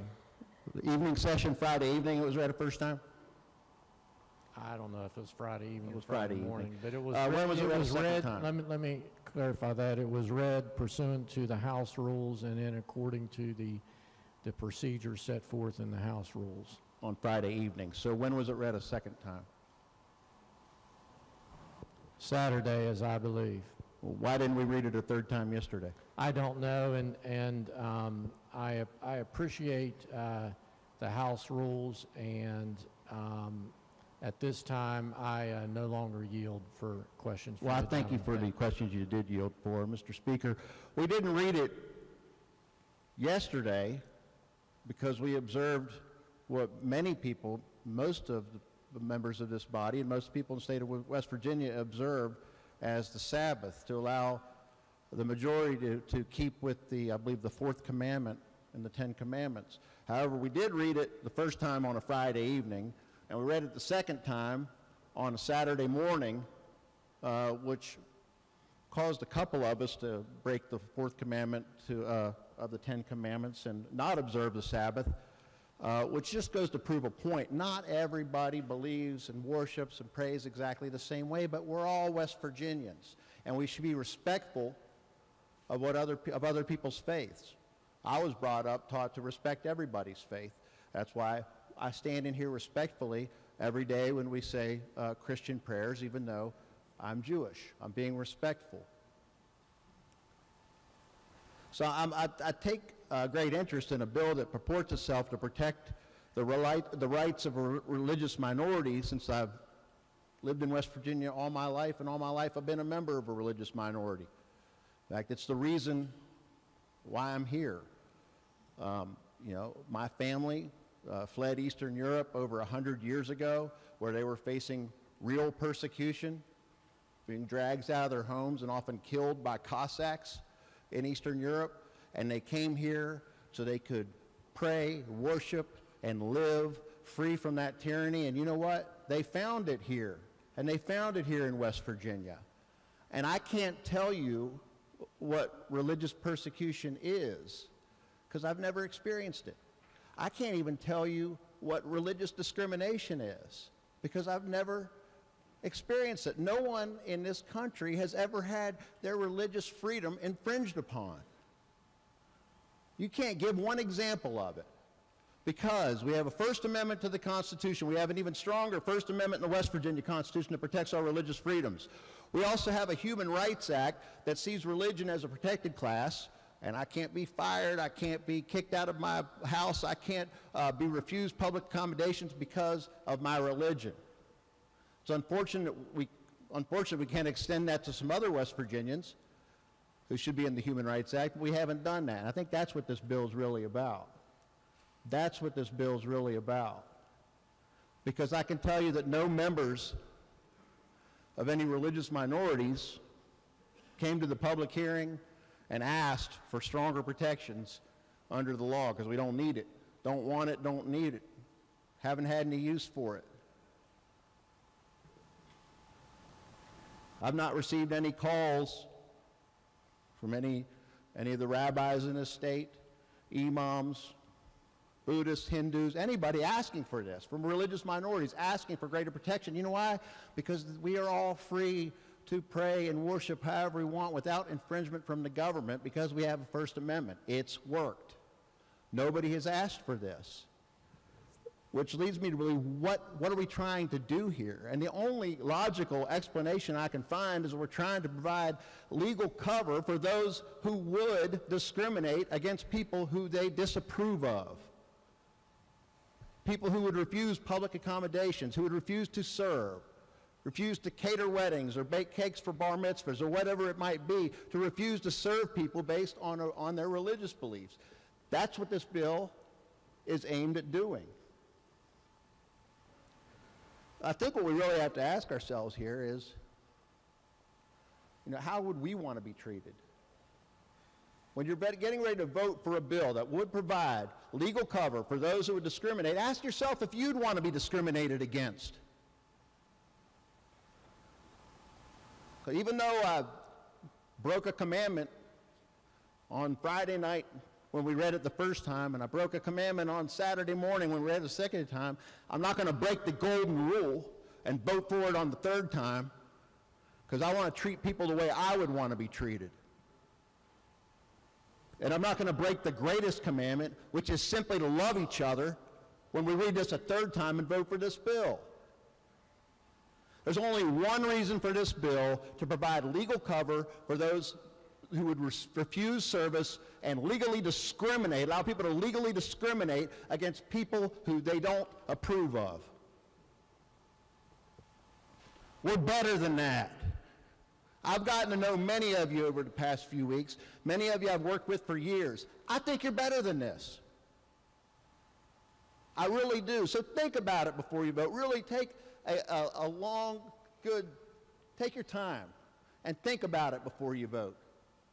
Do you want to put into code a legal cover so people can discriminate against people because they disapprove? I mean, let's cut to the chase. We know who we're talking about here, because the Human Rights Act covers religion, it covers race, it covers political parties, it covers, what doesn't it cover? It doesn't cover sexual identity, sexual orientation or gender identity. That's what it doesn't cover. So this is about whether or not you think somebody should be able to be kicked out of their apartment because they're gay. Somebody should be fired from their job because they're gay. Somebody can be refused service in somebody's store simply because they're gay. If you believe that, go ahead and vote for it. I don't think you do. I think you're better than that. Vote against this. Vote against this garbage. Gentleman from the 100th, Doug Ridenhour. Thank you, Mr. Speaker. My wife is a Thai Theravada Buddhist. Her values comport exactly with this bill. She's fully in support of this bill. She believes, like I do, that religious freedom is a right that should be guaranteed, that we should be trying to protect at all costs. And I'm not supporting this bill because of her beliefs. She has her values, and she's going to support this type of bill. For my values and my beliefs, I'm going to be supporting this bill, and I urge passage. Thank you, Mr. Speaker. Gentleman from the 2nd, Douglas Teselo.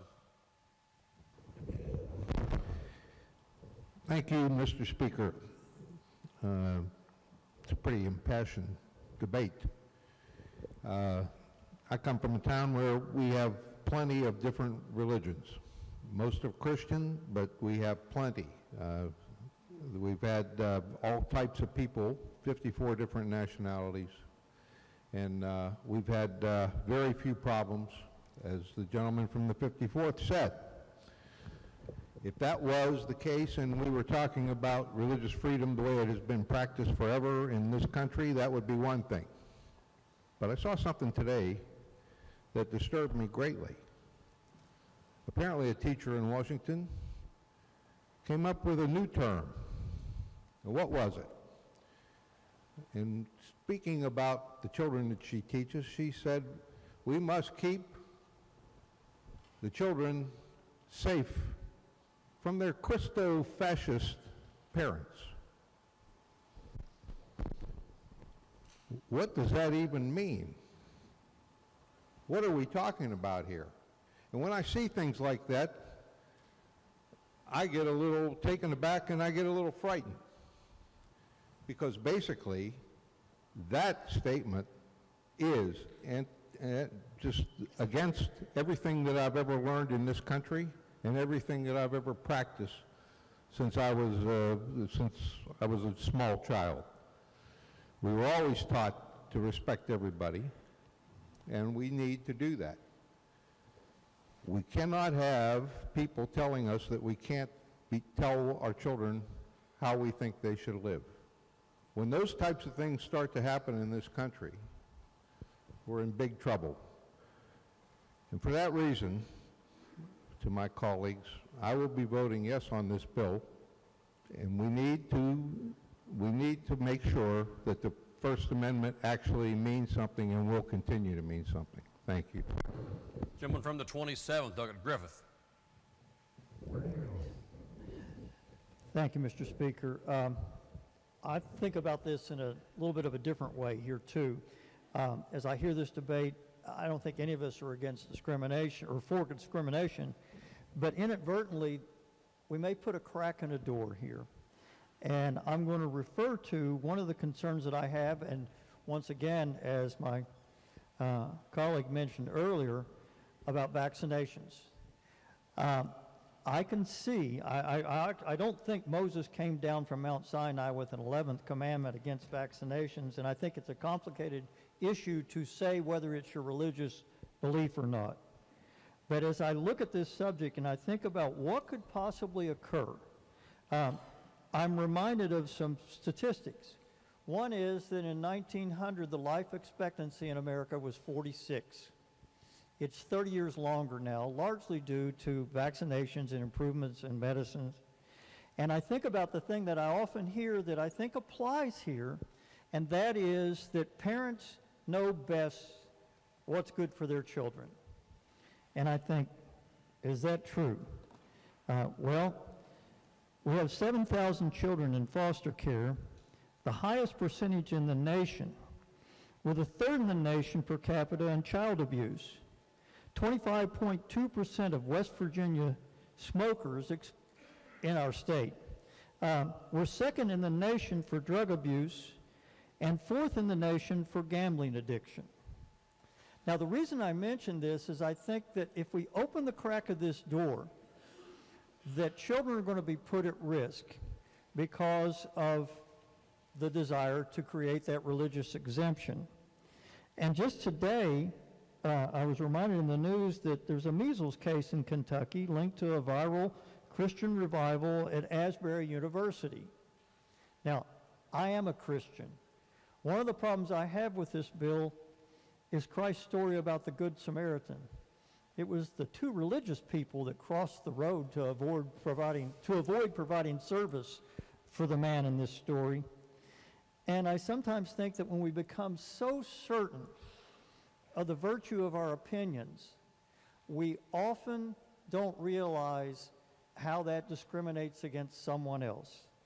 And as a person of faith, I don't want anybody to be discriminated upon, and at the same time, I don't want us with this bill to create a crack in the door to lead to legal things that could put our children and their health at risk.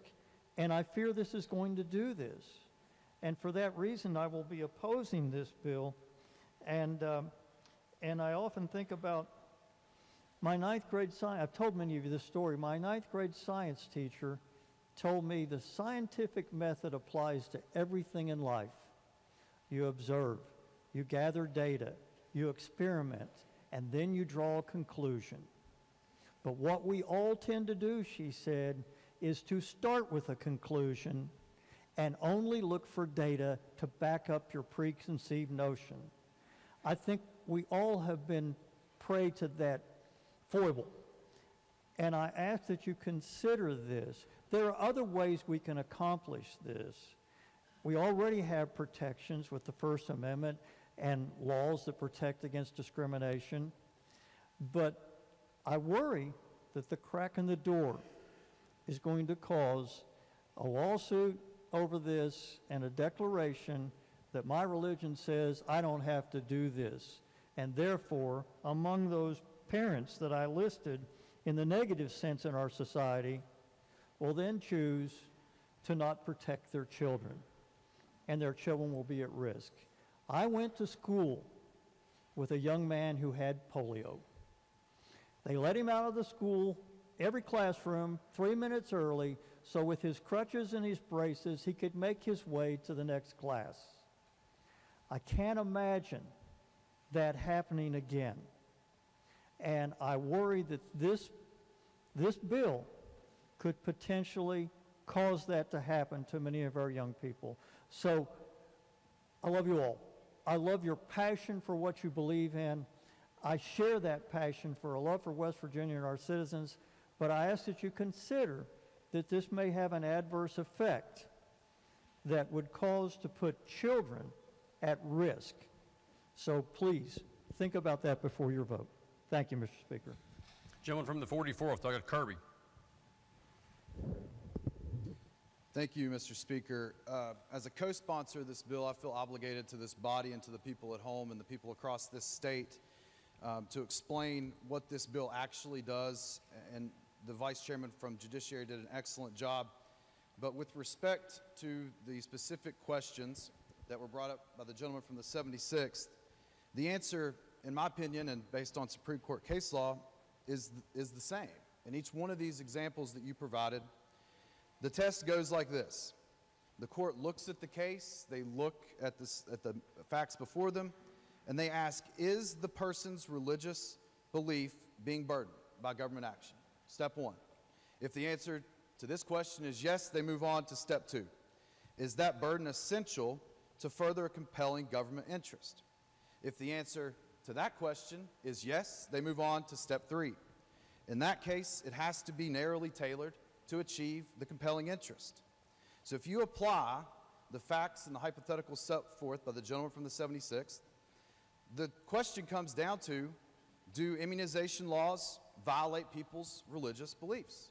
Well, yes. The answer to that is there are plenty of people who do not believe that it is within their religious code or their religious ethics for them to go and have vaccines applied to them, especially to their children. And it may not be generally to every vaccine. There may be certain vaccines that use certain medical technology and certain underlying medical procedures that you disagree with wholeheartedly and that your religion does not allow you to take part in.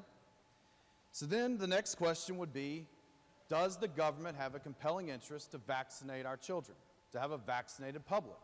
And we all got our opinions, but that's why the people at the Supreme Court of Appeals here in this state and the U.S. Supreme Court of Appeals in Washington, that's why they get the big bucks, so that they can apply the facts of each and every one of these cases and determine whether or not the government is justified in compelling a person to violate their religious beliefs.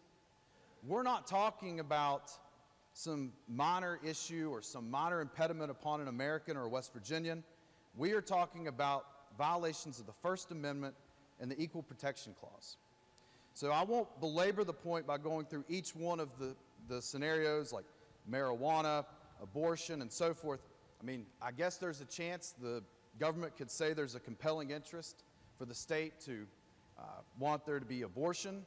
I guess you could say that they think there's a compelling interest for marijuana and other drugs to be accepted out through this clause, but I doubt that that'll ever happen, although that's been used by the opponents of this bill as a scare tactic. Earlier, a gentleman from the 54th said there are no religious freedoms being infringed upon. I mean, that's amazing to hear someone in this body, anyone honestly, say that there are no examples across this state or across this country of religious freedoms being infringed upon. I'll just give you a few. Teachers throughout this nation and throughout this state and some municipalities are being forced to push the left's agenda, the government's agenda, within the war on traditional families, with such things as promoting transgenderism, homosexuality in our classrooms, in our grade school classrooms. And these policies are sold to the American public and to the labor unions, the teachers' unions, as being open, which that may be the intention, but what is happening is these teachers' and administrators' rights are being violated. Their religious beliefs are being infringed upon because they're being forced and compelled to speak in a way that violates their religious beliefs. So there's one. How about just a couple years ago? Nurses being forced to be vaccinated, people that we look to take care of our medical needs when we're in our worst conditions, the people that are very well educated on the effects of vaccines, both the side effects and the benefits from the vaccines. We told them, you do not have a choice. You have to get vaccinated, even if it violates your most fervently held religious beliefs. Doctors are forced to perform abortions, not necessarily in this state anymore, thanks to this body's work in the last special session. Pharmacists are forced to provide abortion prescription pills against their faith and against their religion. Churches in some municipalities are forced to hire employees that go directly against the religious beliefs. So to say that there are no religious infringements or no infringements upon religious liberty in this state, I wish it were true. I wish that were the case, and this bill may not be necessary. In closing, I'll say this. We are not opening a door or creating any new rights. This bill simply codifies the existing U.S. Supreme Court case law and the U.S. Supreme Court of Appeals here in this state's rulings that this test must be administered to these types of cases. And so what we're seeing now and what the people at home are seeing is a very clear division between the two schools of thought in this body. One side thinks that the government knows best no matter the infringement. There's always a compelling interest because government knows best. Parents are not capable of raising their children and making the right decisions. So the government has to be the nanny, and the government has to tell them what to do, even if it violates their religious beliefs, because there's always a compelling interest. The other side of us, hopefully almost all of us, in the Republican Party, especially the conservatives within this party, believe that the government is not the answer. And in a lot of instances, the government is the problem. And the government has no right to infringe upon our religious beliefs unless there is a narrowly tailored law that is necessary to complete a compelling interest. And that's the division you're seeing here today. With that in mind, I urge passage of this bill. Thank you. Lady from the 81st, Second Walker, is recognized. Thank you, Mr. Speaker. Good afternoon, colleagues. I was going to start this out by asking the chair of Judiciary to yield, but I'm not going to go that route because I heard what the vice chair had to say over and over. It's a judicial test. Read the bill. How ironic. Reading is fundamental. But I'm going to ask these questions anyway. And I've sat and I've taken notes, and I sat and I took notes during the public hearing, and we're going to speak about that public hearing at the end of my remarks. But during that public hearing, many of our constituents, some of your friends and pastors and neighbors, and some of us that you turn your nose at and judge, they kept referring to RFRA. They kept referring to what president signed it. But nobody referred to what was the point of RFRA. To protect religious minorities. So now I'm going to start with my questions. And they're not going to be answered because none of the questions were really answered in this body today. And each of you know that I respect each and every one of you, especially those of you that I've gotten to know in committee meetings. But some of my constituents, but mostly your constituents, sent me these messages. And you like to FOIA me a lot, so I suggest that you do it. But that's in the name of freedom, and I stand on it. Because if I can say it to one, I can say it to all. Because what you do in the dark will come to light. So how many religious minority groups do we have in West Virginia? I don't know. Do you take the city council person from Fairmont who called me demonic as someone promoting their religion? I don't know. Do you take the person from Berkeley County who sent me an interesting email on the first day of Black History Month last year with a KKK meeting? Was that in the name of religion? Because I took a stance by introducing a bill with my shield from the 79th District. I don't know. Is it the city attorney in Westover who decided to call me a derogatory word in an executive session and someone recorded it? Was that in the name of religion, freedom? Was that person upset because I have the right to the U.S. Constitution to gather and protest and march? But I guess that was in religion, freedom. But religion minorities isn't defined in this bill. And no specific religion is defined in this bill. So will this bill allow sex discrimination? Could it also violate the civil rights of others? As my friend from the 44th said, maybe hiring someone in their business could be against someone's religious freedom.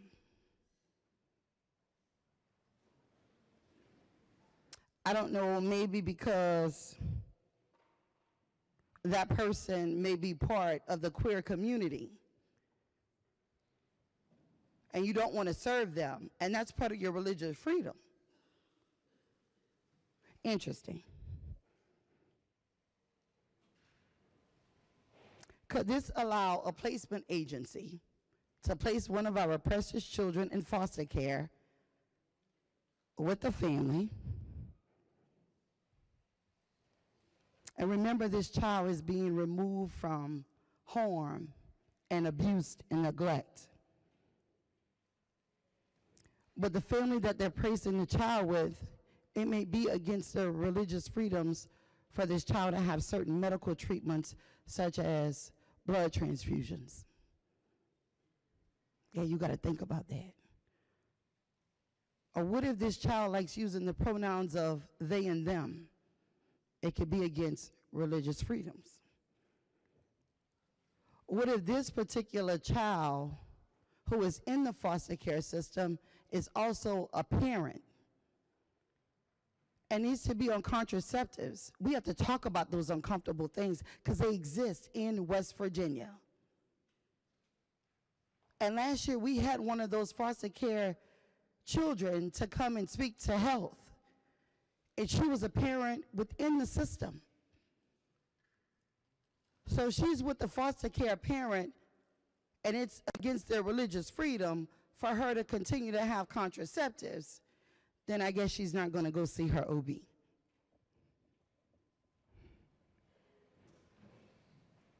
Could a company refuse insurance coverage for birth control in the name of religious freedom?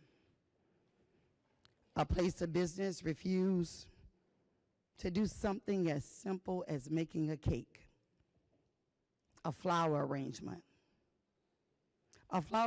even for a funeral. Refuse to sell a car because maybe a couple is unmarried. Maybe they are of the same sex. A single parent, a religious minority, but what about an interracial couple? In the name of religion freedom. We speak about all kind of oaths in this house. We took an oath. Our first responders take an oath. Nurses take an oath. Physicians take an oath. But that can go all out the window because of religious freedom. What if that nurse is taking care of someone who has been assaulted by a partner? Could even be their child. Could have even been a stranger if it was sexual assault. And it is against that nurse, the physician. Let's take it even further. Even about the person who is registering them in the system. It is against their religion to even register that person so they can receive services in wild and wonderful West Virginia.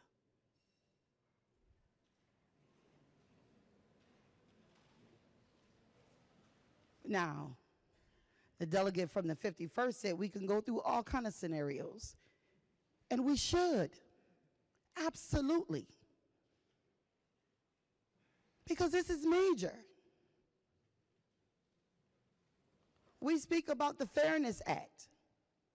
I've been trying year and year just to get the Crown Act on the agenda. But I'm told, oh no, we can't open up the Human Rights Code, Danny. That's covered.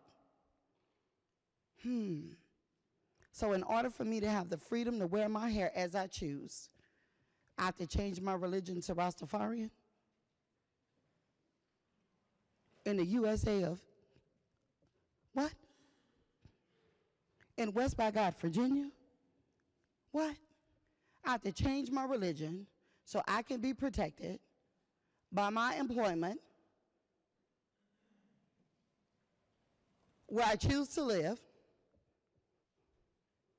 or getting any public services. Now, by no means do I think that the gentleman from the 44th, being a co-sponsor, wants to discriminate against anyone. And I stand by that. But I also, as I was taking notes, my good friend spoke about the labor union, transgender individuals, homosexuals. If you didn't know, now you know I'm queer. My partner is a female, not your business, but since government wants to be the nanny, I guess you want to be my daddy and my mother and take a resume on my genitals, so there you go.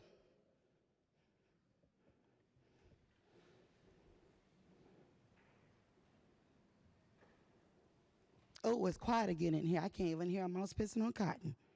It's been interesting, this legislative session. I feel good when I travel to your districts. And my friend from the 12th says, Danny, I didn't know that you were coming to my hometown. You should have called me. But little did you know that I got to send people before me to see how many of your businesses have the sticker of all kinds welcome. You can shake your head in denial, but that's what I do. And by all means, this is not a call out. This is a call in. Today I was in the governor's reception room along with my good friends and senators from Mon County.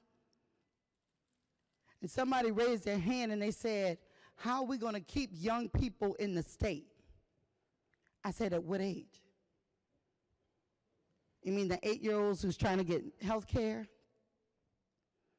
The 20-year-olds who wants to have control over their own bodies? the person who just wants prevailing wage, safety in the workplace. But we can do all this in the name of religion, freedom.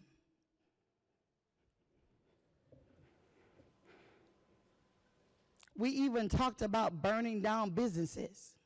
When I first moved here in 2010, I thought you lost your mind by burning down couches when somebody won a game. You burn down couches when my neighbors were houseless underneath the bridge. You burn down couches when there was families who had to sleep on the floor. Now, what freedom is that? We talk about protecting the unborn. I get it. But what about the born? At what point do you stop protecting them? Because the foster care system is busting at the seams. The drug epidemic is leaving from Wood, and it's going to Mon, and it's coming to Kanawha and Cabell and Mingo and McDowell and Mercer and Berkeley.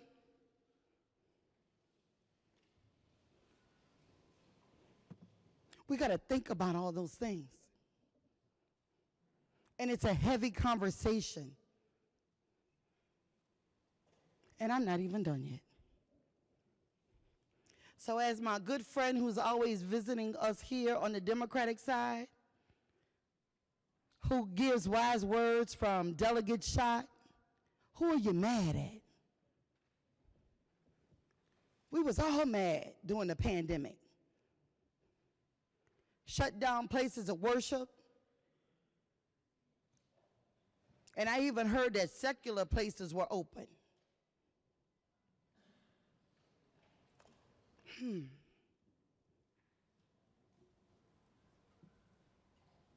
So do we think that someone was really upset with religion? Or can we look at the science of when those places were open? See, it's mighty funny that we don't like to look at science, but we like to look at judicial things. We like law and order, but we don't want science to be part of that. But without forensic, you wouldn't even have the evidence. So what evidence do you ignore, and at what point? Even in judicial tests can be scientific. I may not be the sharpest tack on the wall, but I promise you I can hang with the toughest.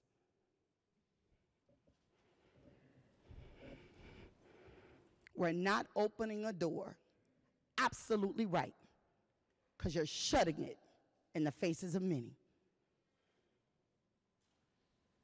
I want to bring you back. And I already know that I'm going to have some colleagues come up to my desk after. I want to have a hard conversation. The gentleman for the 47th and I celebrated all week last week that we voted together. But remember, in the name of religion is why we had the Jim Crow South and segregation. Or was that the government being a nanny? Or the government being an overseer? These are the things that we have to think about, y'all. Whites only, colored only. Was that in the name of religion?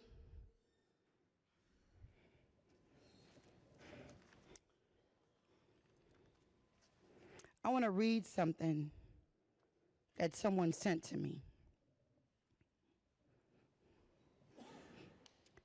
Here's my statement. I also want to add a trigger warning for you because it's kind of heavy. And I want to make sure that you're in the right headspace. I call that respect. I grew up in Hurricane, West Virginia, and currently live in Morgantown, West Virginia. I was a devout Christian growing up. I have read the Bible multiple times, all the way through, and spent years studying it, even bringing it to school throughout middle school and high school so that I could read it during every free moment I had. A lot has changed since then. It is clear to me now, through my experiences, that these churches already have more than just religious freedoms. They have the ability to get away with anything without repercussions. When I was a teenager, my youth pastor did just that. This was someone who I admired and trusted for years, and someone who I now understand had groomed me since I was 11. Someone who I was supposed to feel safe with, who was supposed to be ordained by God. When it came to light that he was sexually abusing me, he hid behind repentance.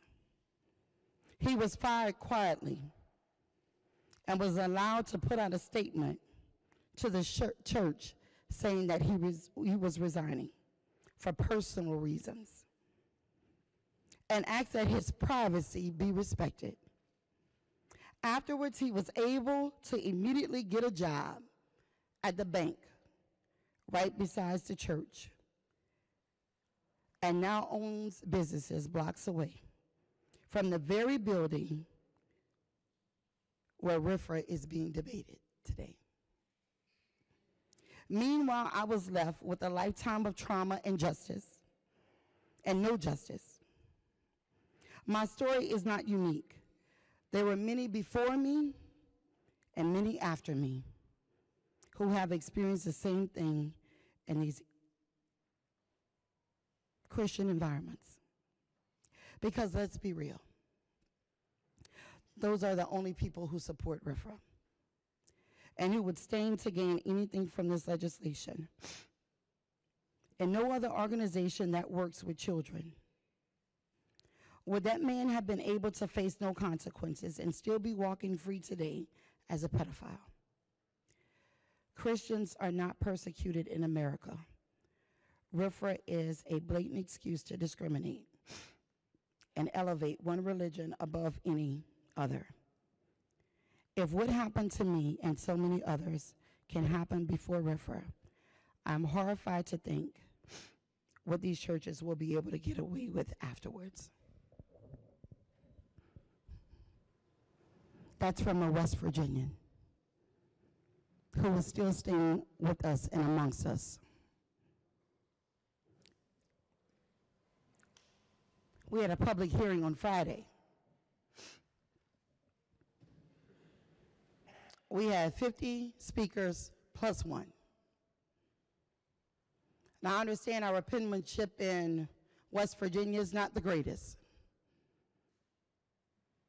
And I love the job that our sergeant at arms does. Because if you're not speaking, you cannot sit on this floor. Now, amongst you, we are all unique in our own ways. And when I say only, it's not to shine a spotlight on me, because I don't want it. I want the same freedoms, but I want something more than equality. I want equity. And that's something that we can't get right in this chamber. But I'm going to keep having those conversations with you guys, and we're going to keep standing on it, and we're going to move forward on it one day. But there was a lady that was sitting on the other side of the chamber.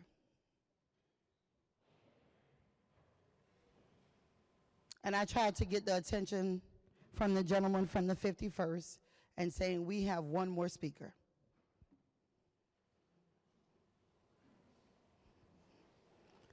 I looked through the paperwork.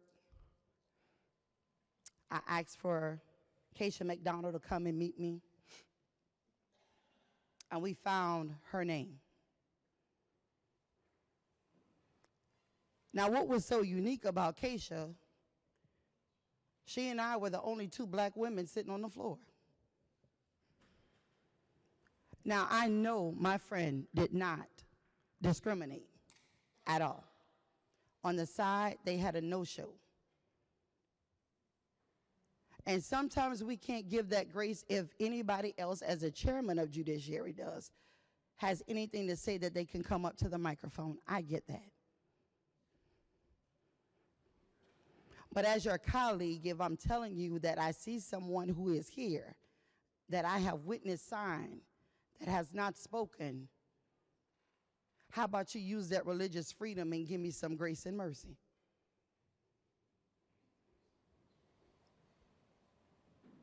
Now, I appreciate the gentleman speaking to Keisha and telling her, I'm right here, tell me what you need to say. In a public hearing, we do one-on-ones. Where's the freedom? Now, what that gentleman did was turn the microphone back on. And that's where change occurs. And Keisha was able, as a West Virginian and one of the co-founders of West Virginia Black Pride, to use her voice. Where the equity would have been is that as Keisha sat down and listened to all other 50 speakers, was that the chambers would have been quiet. And everyone who spoke before her could have heard her words also before we ended the public hearing. So sometimes freedom ain't fair. Perfect example of equality and not equity. So, Equal Protections for Religion Act. What about equity for diversity? Equity for affordable housing? Equity for health care? Equity for the right to food? Equity for my hair? Equity for transportation? Equity for a livable wage? And equity for equity? I'm almost done. Jim will state the point. Please. While I appreciate the gentlelady's passion for all these social justice areas, I think we need to return to the bill and debate the bill that we're about to vote on, please. Okay, in light of that point, ladies may continue. Okay, so let's talk about religion freedom. When we talk about these issues, religion freedom of diversity. Maybe wearing a head wrap. Is that diverse enough? Let's talk about religion freedom for affordable housing. We love when we call the Amish to come build something for us. But do we give those same freedoms for West Virginians if they want to pitch a tent in their front yard or their backyard? Let's talk about religion freedom to the right to food.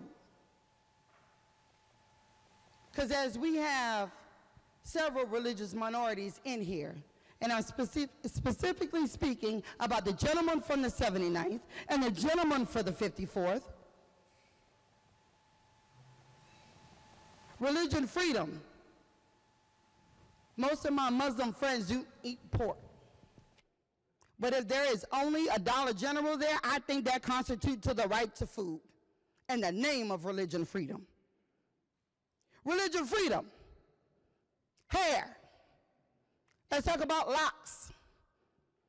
How many tables did you stop by for West Virginia Black Policy Day? So you can understand that Rastafarian is a religion. And hair of locks, I guess, will now be protected. Religion freedom of transportation. We have diverse communities. We could put ATVs on the road now in West by God. And we give that freedom of horse and carriage. See, it's all intersectional. And that's the beauty of diversity, equity, and inclusion. I will be a strong no on House Bill 3042. Thank you, Mr. Speaker. Gentleman from the 94th, Doug Kump. Thank you, Mr. Speaker. Permission to speak on the bill. To the recognized. to the disappointment of some of my delegate friends, I'm not going to move the previous question, even though I know that probably just about everybody here has decided how they're going to vote on this particular bill. During the discussion and debate on this bill, comment was made about the lack of religious discrimination, and I feel compelled to speak on that issue. I take exception, even umbrage, to that statement. Give you a little background. My mother's maiden name is Steinbach, German Jews. My father was a member, my late father was a member of a mainstream Christian church. I'm now a man of faith, but I wasn't always so. At age 12, I questioned the meaning of life. And I wavered between agnosticism and atheism. And after many years, at age 21, I became a man of faith. But let me tell you about my faith. The people of my faith were run out of the state of New York because of their faith. They went to Ohio. They were run out of Ohio because of their faith. They went to Missouri. And in Missouri, the mob ransacked their homes, ravished their women, murdered some of their children, and they were run out again to the state of Illinois.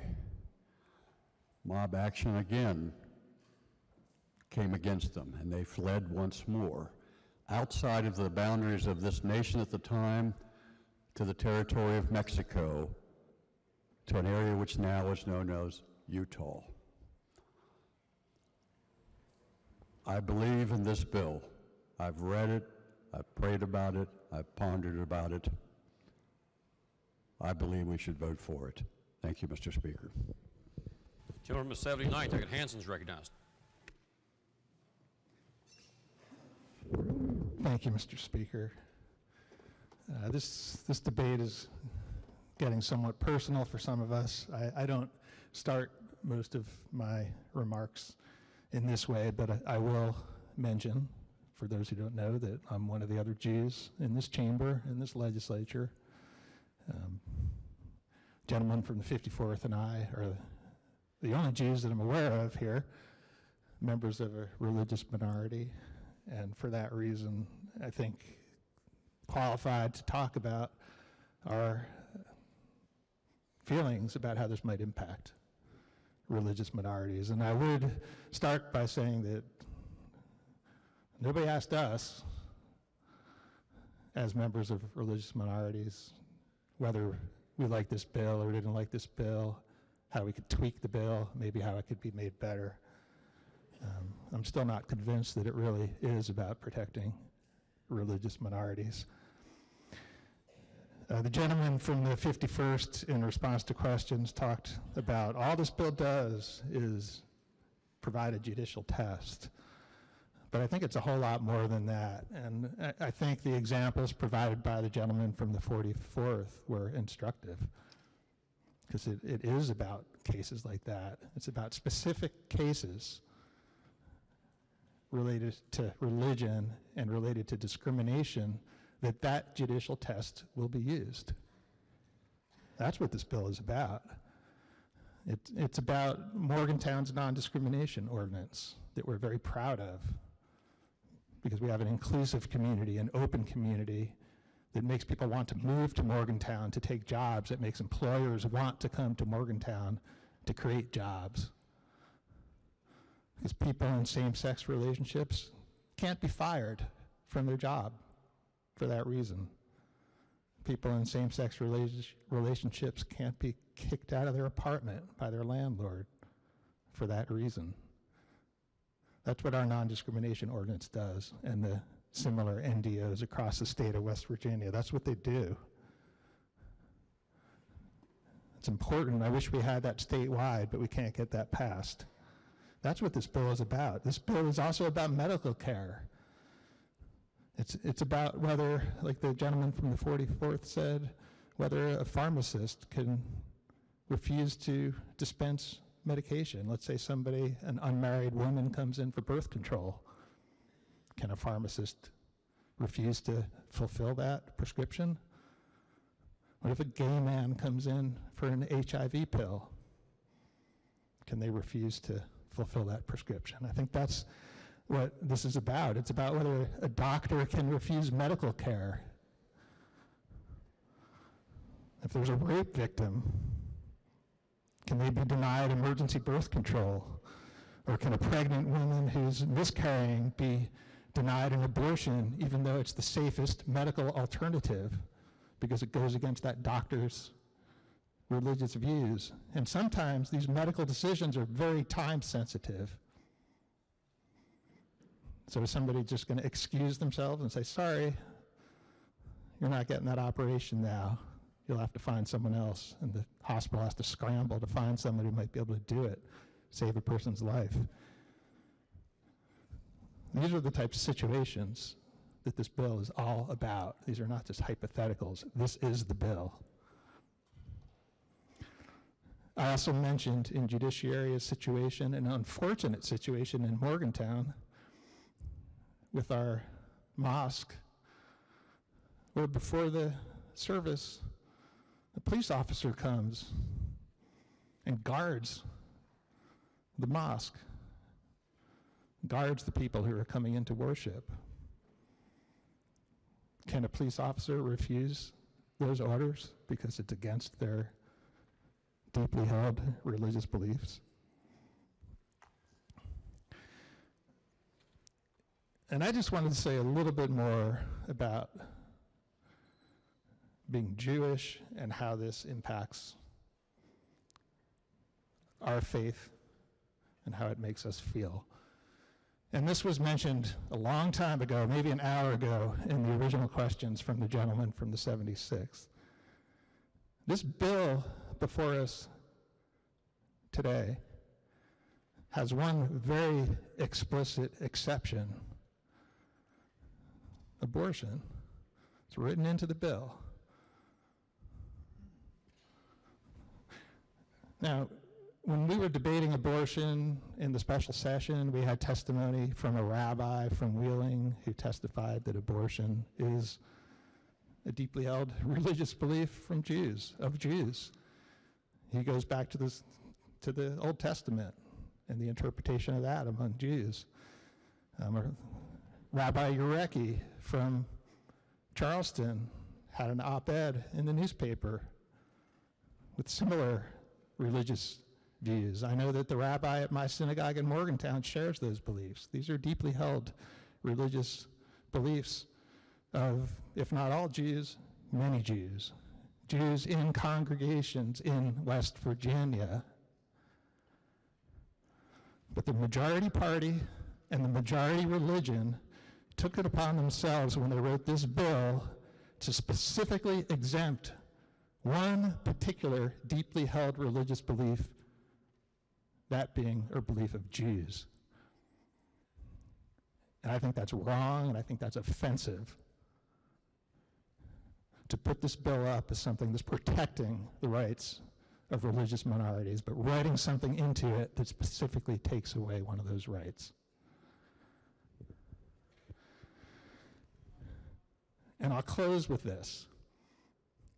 I got an email from my congregation toward the end of last week. I don't remember exactly what day, probably Thursday or so.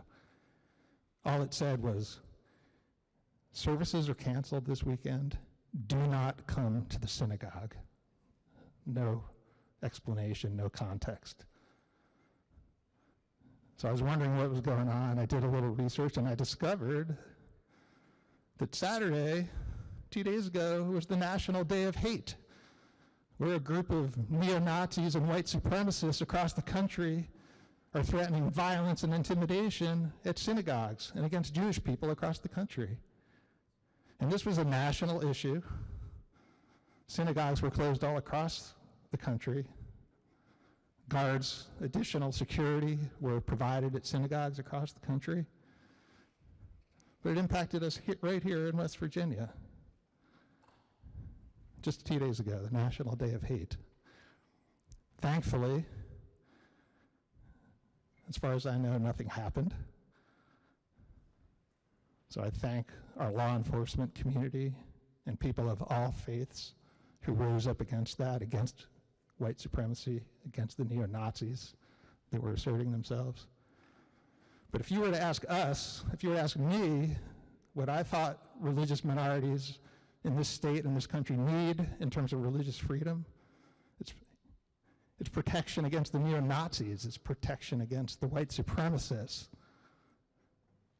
people who shut down our synagogues and our mosques. That's the type of religious freedom I think we need, not this bill. Is there debate on the bill?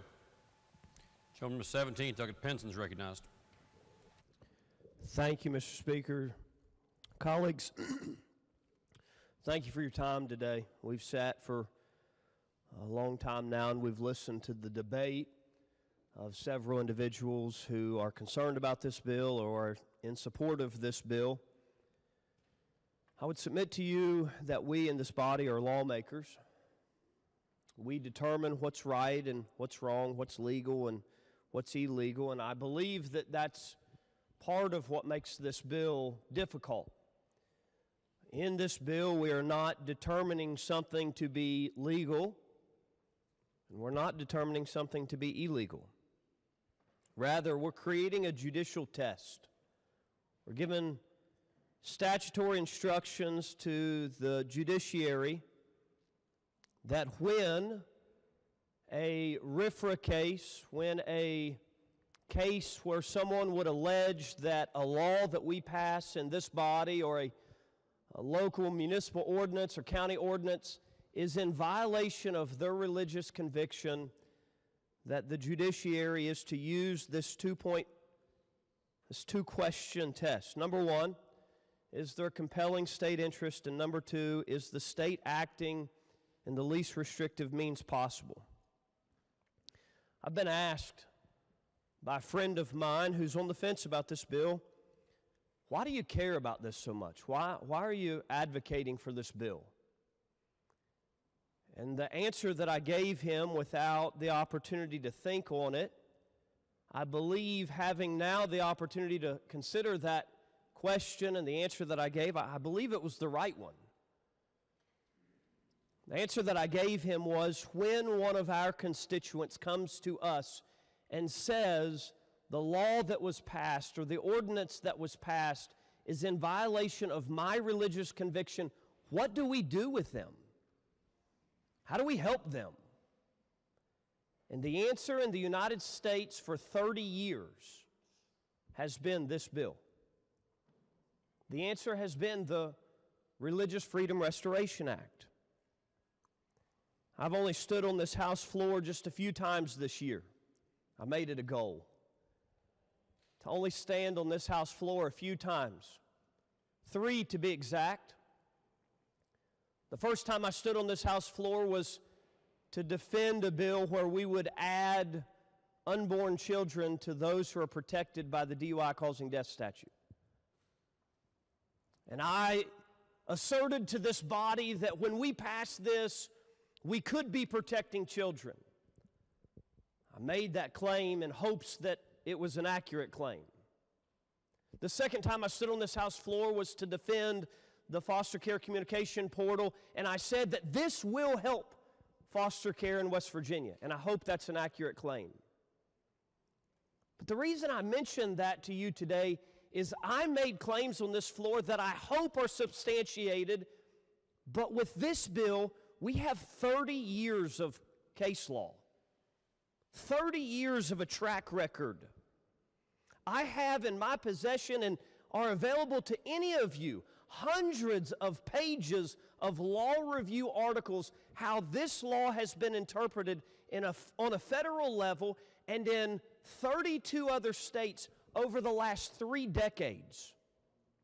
We do not have to guess or speculate what the results of West Virginia passing the Religious Freedom Restoration Act will be. We don't have to do that. This is unique in that we are not launching out into uncharted waters. I respect every person who's spoken today, and I respect that they're speaking from their conscience, what they feel's right in their constituency, what they feel that their constituency would have them to do. But the truth of the matter is, the laws that fall under the Religious Freedom Restoration Act purview are well documented. And just as many laws are dismissed, just as many cases, rather, are dismissed as an inappropriate attempted use of this, as are actually heard. The vast majority of cases, they don't even have anything to do with mainstream Christianity. I have a law review article here that was written in 2018, and it studied every single federal RFRA case that existed from 1993 until 2018, an average of 2.88 cases per year. So let me just give you the history and I'll close. The federal government passed the federal RFRA in 1993, a unanimous United States of Representatives House unanimously passed this. It then went to the Senate, where it received 97 of 100 senators in the United States of America voted in favor of this. It was signed into law in 1993 on a federal level. It was later ruled that the federal RFRA did not apply to states, so states began passing their own state RFRA. As we stand here today, 23 states have passed this in their respective states. 9 others have it as a Supreme Court ruling. To be honest with you, I believe if a RFRA case were to arise today, I believe our state Supreme Court would apply this very standard. They have it in their purview to apply this very standard. I believe they would. But this judicial test would be written into state statute. Then in closing, I'll mention this. This bill passed on this House floor in 2012 under a Democrat majority. This bill passed on this floor 92-2. In 2016, this bill passed under a Republican majority. 4 years later, 72-26. This will be the 3rd time that this House has considered whether every West Virginian, regardless of their belief system, deserves a fair hearing when government tries to impose a law that would otherwise violate their beliefs. This bill restricts the compulsion of action from the government on West Virginia citizens. I believe this is needful. We'll join several other states in protecting our citizens from the overreach of government. Mr. Speaker, I urge passage. Is there other debate on the bill? Gentleman from the 57th, Dr. Scaff. Thank you, Mr. Speaker. You know, we've heard a lot today. We spent an hour and a half, and this will be the fastest speech I've ever given. You know, what I did here in committee was not one religious group came in support to testify that we needed this. But you know what else I heard? The business community testified against. They testified against. Overwhelmingly. 98% of Fortune 500 companies don't discriminate, but that's okay. And then just in reference, he sparked something. Yeah, I was here all those years you mentioned. 2016, guess who gave a speech against this? Guess who gave a speech against this? Guess who killed this? Senate President Mitch Carmichael. Guess who's leading the charge for economic development in West Virginia now? Guess who's bringing all those businesses here? Thank God he did kill this. Thank God he did. So I'll leave you with this. I was going to ask some questions, but I already know the answers to, so I'm not going to waste everyone's time. What are our priorities? Are we for local control or not? What does this do to the 15 communities across West Virginia that adopted a non-discrimination clause? Does it leave it to interpretation? The answer is yes. Are we for clarity or interpretation in every case law? Does this create jobs or does it not? What message are we sending to the people of West Virginia? What message are we sending to the people of America? And I thought West Virginia was open for business. I guess just not to all. Thank you, Mr. Speaker. Is there other debate on the bill? If not, Chair recognizes the gentleman in the 51st Docket fast to close debate on the bill. Thank you, Mr. Speaker. First, I would ask for the same latitude to discuss what happened in the public hearing that was held just the other day on this particular bill. It came down to one name that was written in cursive, and it was not legible. It was written over top of a part of the form where there was other printed words, but right above where this name was written, it said, "Please print your name." That didn't happen. I could not read the name, so therefore I asked the clerk if he could help me read the name, and we tried to decipher a name, and therefore I announced what we thought the name was 2 or 3 times, and no one came forward. That was the last name on that side of the bill, for or against. And so then we had the other speakers, and I concluded the hearing. At that point, the lady from the 81st made a commotion, got my attention.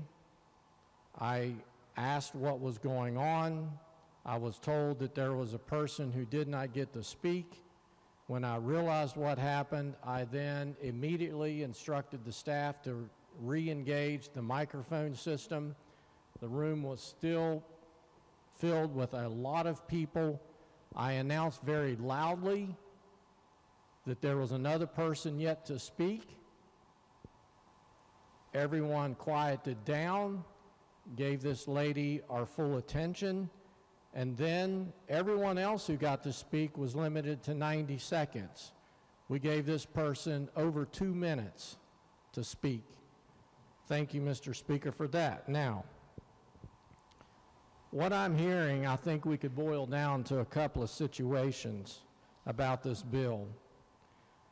That this is a license to discriminate against someone who practices a certain lifestyle, or a license to allow a religious objection to mandatory immunizations. So ask yourself a question. What if you do have a person who truly believes, according to their religion, according to their faith, that some lifestyle was wrong, or some state action is wrong? Perhaps according to the Quran, or according to the teachings of the Bible. What if? What if you have that? Well, this bill still does not decide who wins or loses in that case. What this does is say that if you are a person of faith and you do have sincerely held religious beliefs, that you do not have to back down, you do not have to accept a lifestyle or actions or activities without a fair playing field in the court system. It still doesn't mean you win, but it does say you will have a fair playing field in the court system. I urge passage, Mr. Speaker. Question before the House is, shall the bill pass? Those in favor of passage of the bill will vote aye. Those opposed will vote no. The clerk will prepare the machine.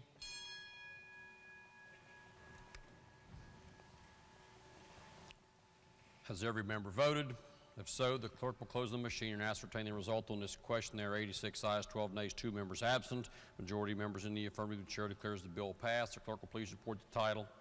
Committee substitute for House Bill 3042 relating to forbidding excessive government limitations on exercise of religion. Are there title amendments? If not, the title as read by the clerk will be and remain the title of the bill. The clerk will please communicate the action of the House and the Senate. Next bill on third reading. Committee substitute for House Bill 3095, creating special revenue account known as School Building Authority Agricultural, Vocational, and Technical Training Facilities Grant Fund. 96th. Mr. Speaker, I ask unanimous consent that we postpone action one day. Are there objections to postponing action one day? No objections are heard. Action will be postponed one day. Next bill on third reading.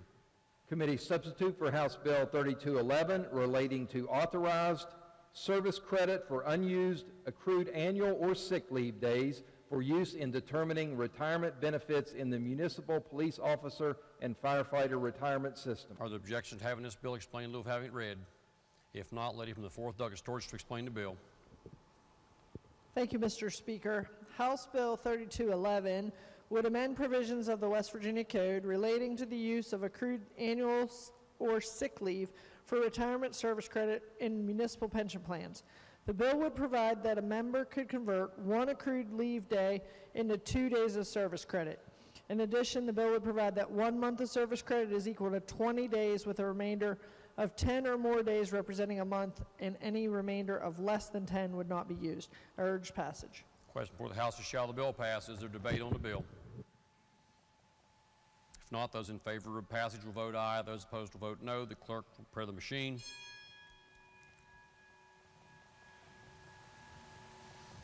Has every member voted? If so, the clerk will close the machine and ascertain the result. On that question, there were 96 ayes, 0 nays, and 4 members absent. A majority of members voting in the affirmative. The chair declares the bill passed. The clerk will please report the title.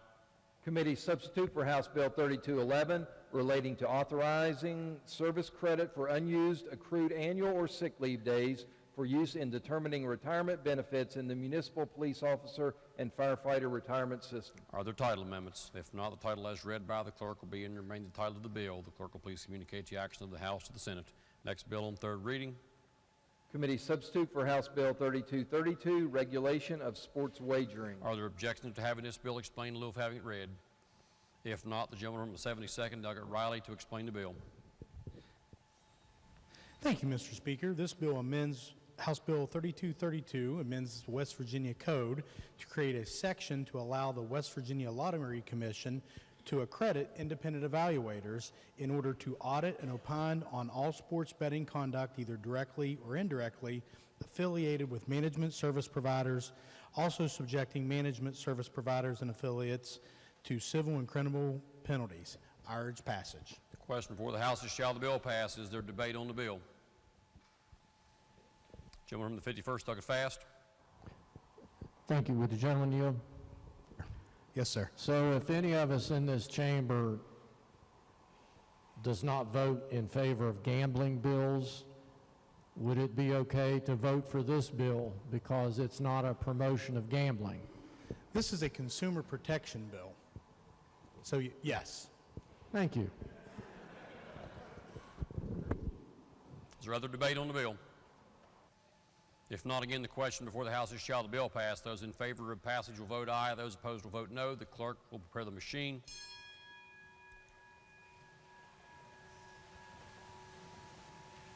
Has every member voted?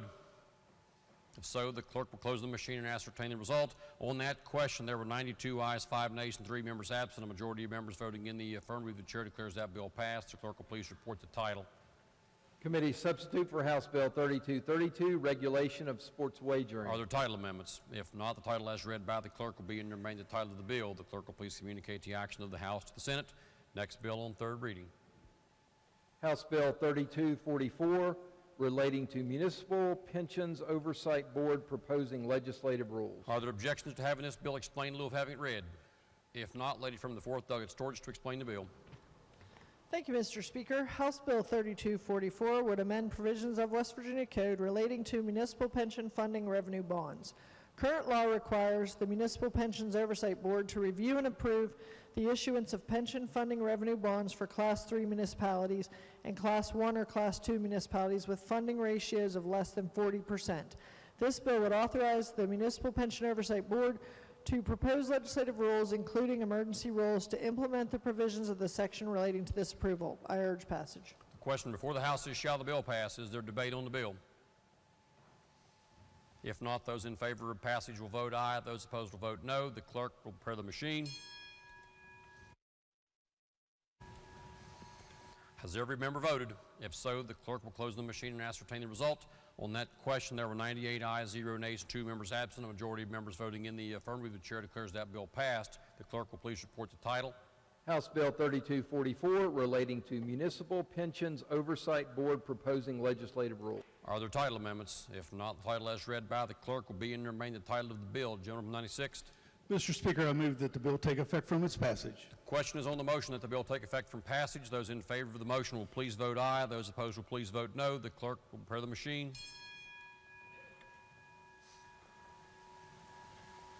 Has every member voted? If so, the clerk will close the machine and ascertain the result. On that question, there were 98 ayes, 0 nays, and 2 members absent. 2/3 of members voting in the affirmative. The chair declares that bill effective from passage. The clerk will please communicate the action of the House to the Senate. Next bill on third reading. Committee substitute for House Bill 3254, establishing the Herschel Woody Williams State Military Funeral Honor Guard. Are there objections to having this bill explained in lieu of having it read? If not, gentleman from the 97th, Doug Hardy, to explain the bill. Thank you, Mr. Speaker. The purpose of the bill would amend the provisions of the West Virginia Code by adding a new code section to establish the Herschel Woody Williams State Military Funeral Honor Guard. The Adjutant General would be authorized to establish the Honor Guard program to render professional military funeral honors in accordance with service tradition to West Virginia eligible veterans when requested by a family member.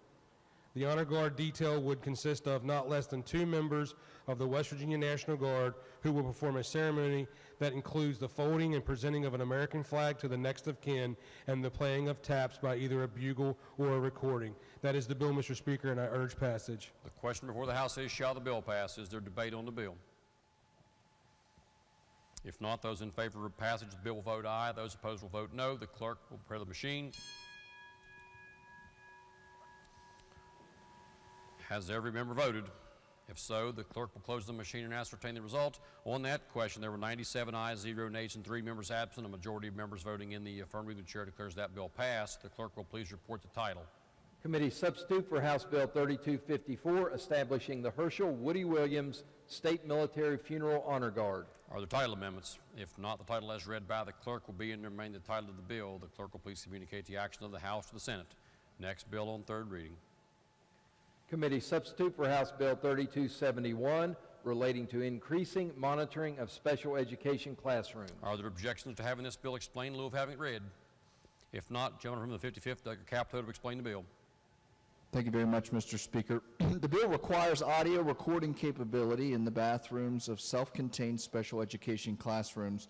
It requires the county to review no less than 15 minutes of the recordings and no less than every 90 days. It requires the County Board of Education to provide the audio recording device by August 1st, 2023, and allows a waiver until August 1st, 2024 for boards unable to receive such devices. It requires posting of the bathrooms it requires postings on the bathrooms that there are recording devices inside. It also allows parents to opt out of their children using the bathrooms with audio recording devices installed with an alternate arrangement under an individualized education plan. Mr. Speaker, that's a summarization of the bill. I urge passage. The question before the House is, shall the bill pass? Is there debate on the bill? Lady from 31st, Doug Mazzocchi is recognized. Thank you, Mr. Speaker. It is so sad to say that there are children still abused, and especially our special needs children. And this bill is helping, hopefully, for the future, that those children using the bathrooms in those attached to the special ed classrooms, that those bathrooms are audio taped. And this is a need because we sadly had children that were sent into the bathroom to eat their lunch there. They were abused, verbally abused, and no one has really a proof of this. And this will hopefully help us to go forward to help our very vulnerable children. Thank you. question again is, shall the bill pass? Is there debate on the bill? If not, those in favor of passage of the bill will vote aye. Those opposed will vote no. The clerk will prepare the machine.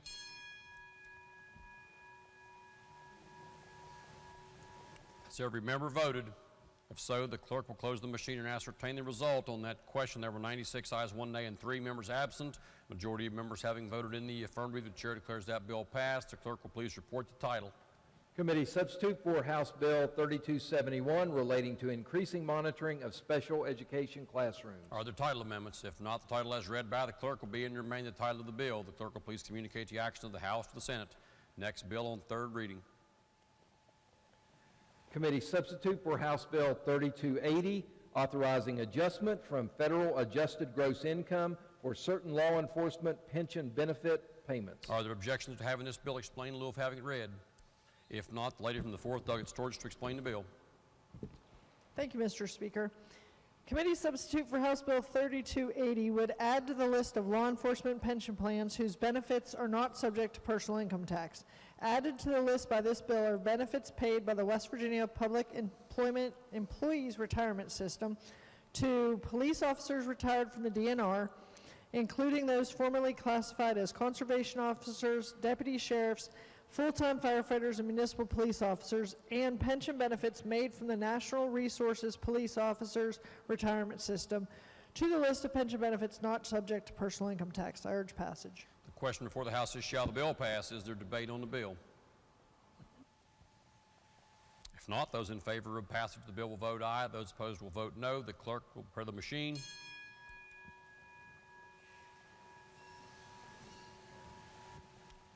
Lady number 56, Doggett Young. The clerk will close the machine and ascertain the result. On that question, there were 97 ayes, 0 nays, 3 members absent. Majority of members having voted in the affirmative, the chair declares that bill passed. The clerk will please report the title. Committee substitute for House Bill 3280 authorizing adjustment from federal adjusted gross income for certain law enforcement pension benefit payments. Are there title amendments? If not, the title as read by the clerk will be and remain the title of the bill. The clerk will please communicate the action of the House to the Senate. Next bill on third reading. House Bill 3299 relating to natural resource police officer retirement. Are there objections to having this bill explained in lieu of having it read? If not, the lady from the 4th, Doggett Storage, to explain the bill.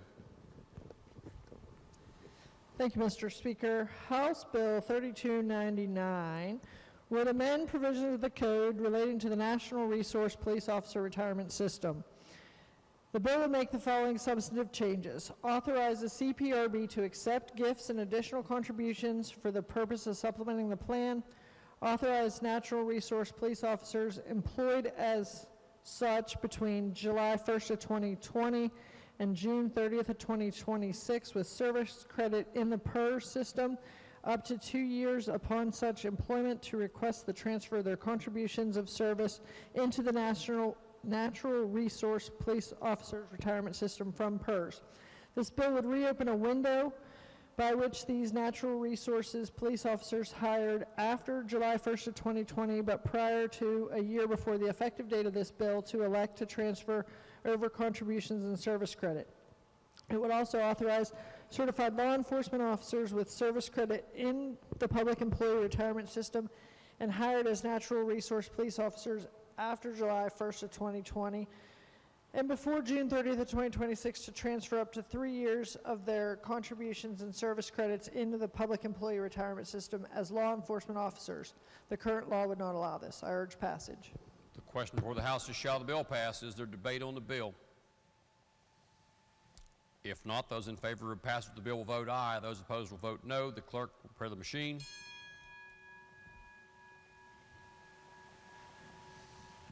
Has every member voted?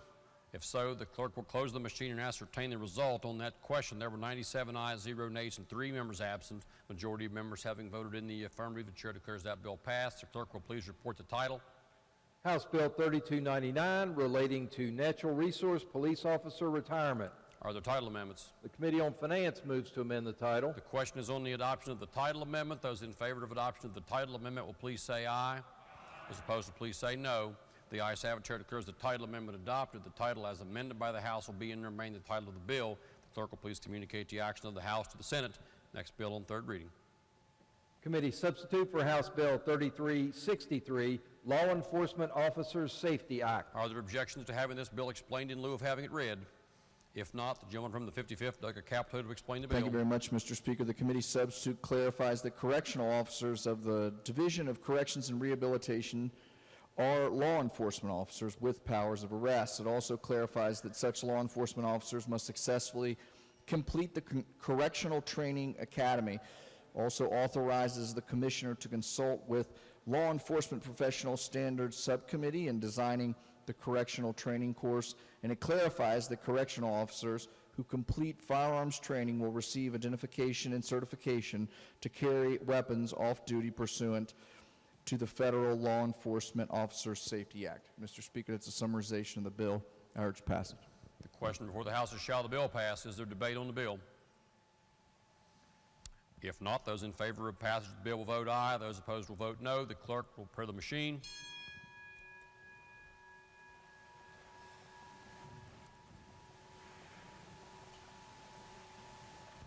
Has every member voted? If so, the clerk will close the machine and ascertain the result. On that question, there were 97 ayes, 0 nays, and 3 members absent. Majority of members having voted in the affirmative, the chair declares that bill passed. The clerk will please report the title. Committee substitute for House Bill 3363, Law Enforcement Officers Safety Act. Are there title amendments? If not, the title as read by the clerk will be and remain the title of the bill. The clerk will please communicate the action of the House to the Senate. Next bill on third reading. Committee substitute for House Bill 3364, requiring the closure of certain municipal policemen's and firemen's pension and relief funds as condition of issuance of pension funding revenue bonds. Are there objections to having this bill explained in lieu of having it read?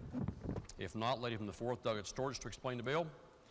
Thank you, Mr. Speaker. Committee substitute for House Bill 3364 would require a municipality currently funding its pension and relief funds using the alternative method of funding to close its funds to new hires as a condition of being authorized to issue pension funding revenue bonds. I urge passage. The question before the House is, shall the bill pass? Is there debate on the bill? If not, those in favor of passage of the bill will vote aye. Those opposed will vote no. The clerk will prepare the machine.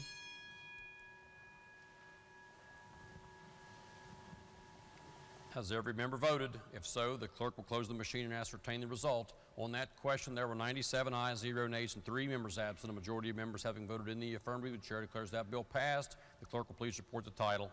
Committee substitute for House Bill 3364, requiring the closure of certain municipal policemen's and firemen's pension and relief funds as condition of issuance of pension funding revenue bonds. Are there title amendments? If not, the title as read by the clerk will be and remain the title of the bill. Gentleman from the 96th. Mr. Speaker, I move that the bill take effect from its passage. Question is on the gentleman's motion that the bill take effect from passage. Those in favor of the motion will vote aye. Those opposed will vote no. The clerk will prepare the machine. Has every member voted? If so, the clerk will close the machine and ascertain the result. On that question, there were 95 ayes, 0 nays, and 5 members absent. 2/3 of members voting in the affirmative. The chair declares the bill effective for passage. The clerk will please communicate the action of the House to the Senate. Next bill on third reading. House Bill 3432, relating to statutory construction. Are there objections to having this bill explained in lieu of having it read? If not, the gentleman from the 51st, Doug Fast, to explain the bill. Thank you, Mr. Speaker. The purpose of this bill is to codify certain principles of statutory construction. The bill reorganizes the section and adds 4 principles of statutory construction. These include statutes are presumed constitutional, statutes are construed to avoid absurd results, statutes are to be read as a whole, and when 2 or more bills amend the same statute, the form of the statute in the last passed enrolled bill controls. These principles come from case law. This language is also added to the clerk's printing section to ensure that code publications no longer have the note as previously stated. That's a summary, Mr. Speaker. I urge passage. Question before the House is, shall the bill pass? Is there debate on the bill? If not, those in favor of passage of the bill will vote aye. Those opposed will vote no. The clerk will prepare the machine.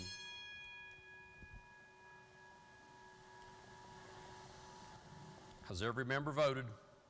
If so, the clerk will close the machine and ascertain the result. On that question, there were 95 ayes, 0 nays, and 5 members absent. A majority of members having voted in the affirmative, the chair declares that bill passed. The clerk will please report the title.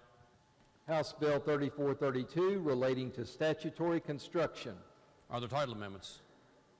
If not, the title as read by the clerk will be and remain the title of the bill. Gentleman from the 96th. Mr. Speaker, I move that the bill take effect from its passage. The question is on the gentleman's motion that House Bill 3432 be made effective from passage. Those in favor of the gentleman's motion will vote aye. Those opposed will vote no. The clerk will prepare the machine.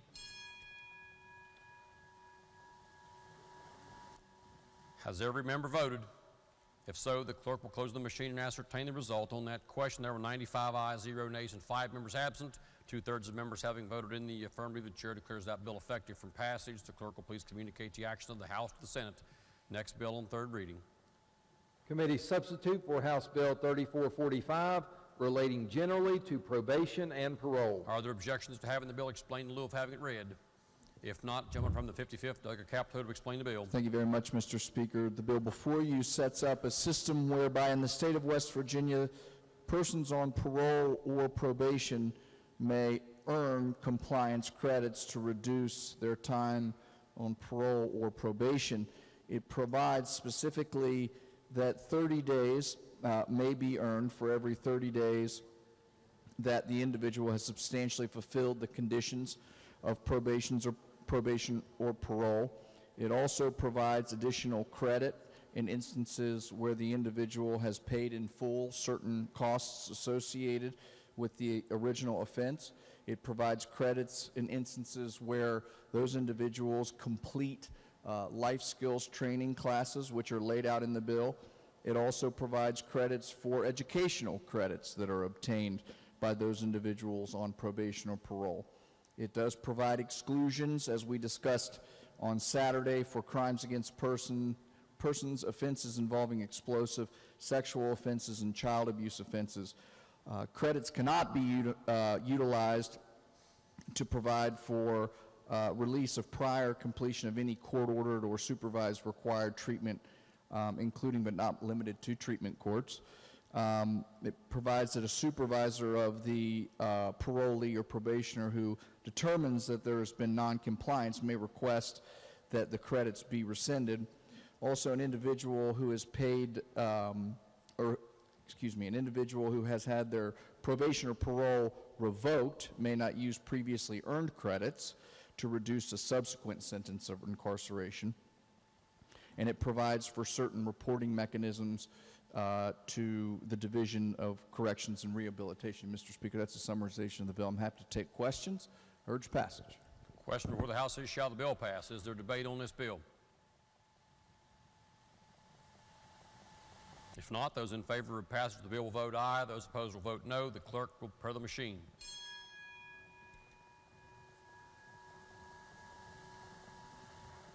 Has every member voted? If so, the clerk will close the machine and ascertain the result. On that question, there were 92 ayes, 5 nays, and 3 members absent. Majority of members having voted in the affirmative, the chair declares that bill passed. The clerk will please report the title. Committee substitute for House Bill 3445, relating generally to probation and parole. Are there title amendments? If not, the title as read by the clerk will be and remain the title of the bill. The clerk will please communicate the action of the House to the Senate.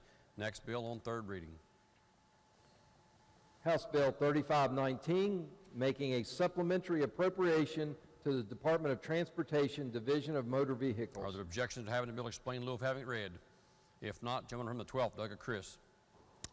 Thank you, Mr. Speaker. The purpose of this supplemental appropriation is to increase spending authority for an existing item of appropriations for the Division of Motor Vehicles. This increase will address employees who are paid with federal monies in providing the 5% across-the-board pay raise which the state employees received in the year 2022. I urge passage. Question before the House is, shall the bill pass? Is there debate on the bill? If not, those in favor of passage will vote aye. Those opposed will vote no. The clerk will prepare the machine.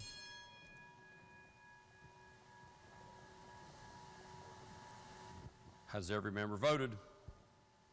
If so, the clerk will close the machine and ascertain the result. On that question, there were 91 ayes, 1 nay, and 8 members absent. A majority of members having voted in the affirmative, the chair declares that bill passed. The clerk will please report the title. House Bill 3519, making a supplementary appropriation to the Department of Transportation, Division of Motor Vehicles. Are there title amendments? If not, the title as read by the clerk will be and remain the title of the bill. Gentleman 96th. Mr. Speaker, I move that the bill take effect from its passage. The question is on the gentleman's motion that the bill take effect from passage. Those in favor of the motion will vote aye. Those opposed will vote no. The clerk will prepare the machine. Has every member voted? If so, the clerk will close the machine and ascertain the result. On that question, there were 92 ayes, 0 nays, and 8 members absent. 2/3 of members voting in the affirmative. The chair declares the bill effective from passage. The clerk will please communicate the action of the House to the Senate. Next bill on third reading. House Bill 3520, making a supplementary appropriation to the Department of Education, State Board of Education, Vocational Division. Gentleman 12, Doug Chris. Thank you, Mr. Speaker. This supplemental appropriation increases federal spending authority for existing line of appropriation with the State Board of Education, Vocational Division. Current expenses in the amount of $3 million. I urge passage. Question for the House is, shall the bill pass? Is there debate on the bill? If not, those in favor of passage of the bill will vote aye. Those opposed will vote no. The clerk will prepare the machine.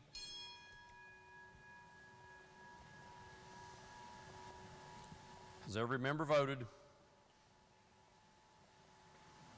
If so, the clerk will close the machine and ascertain the result. On that question, there were 95 ayes, 0 nays, and 5 members absent. Majority of members present having voted in the affirmative, the chair declares that bill passed. The clerk will please report the title.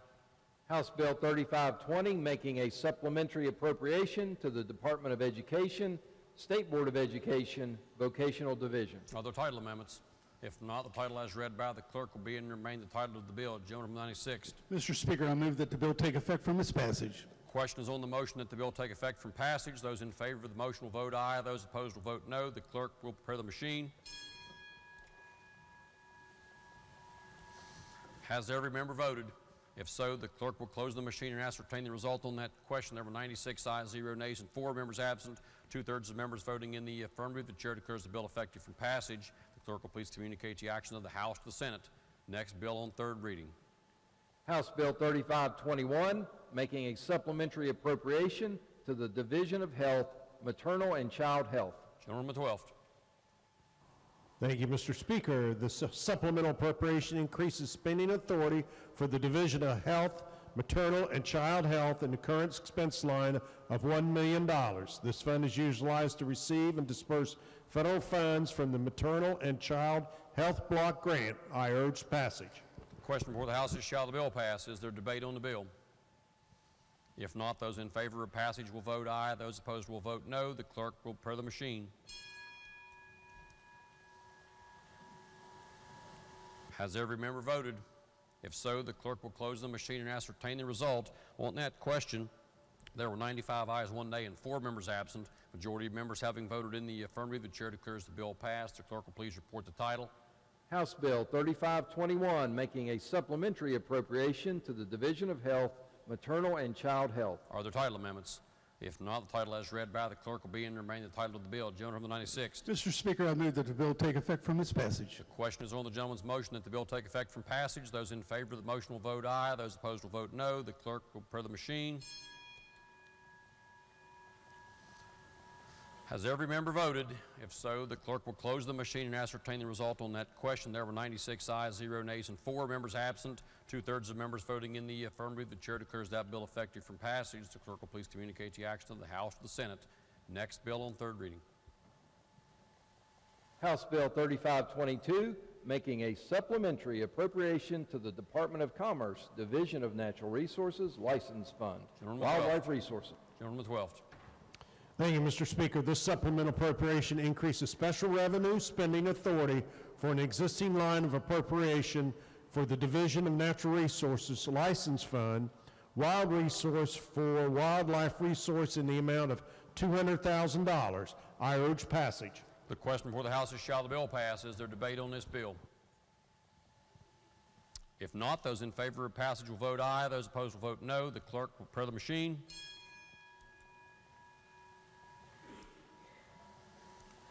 Has every member voted?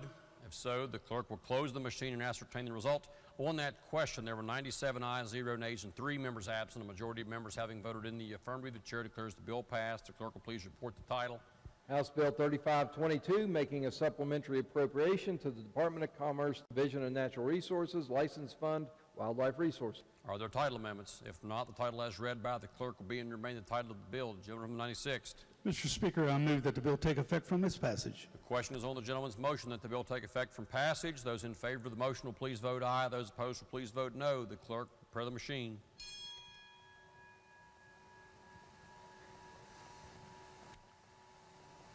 Has every member voted? If so, the clerk will close the machine and ascertain the result. On that question, there were 98 ayes, 0 nays, and 2 members absent. 2/3 of members having voted in the affirmative, the chair declares the bill effective from passage.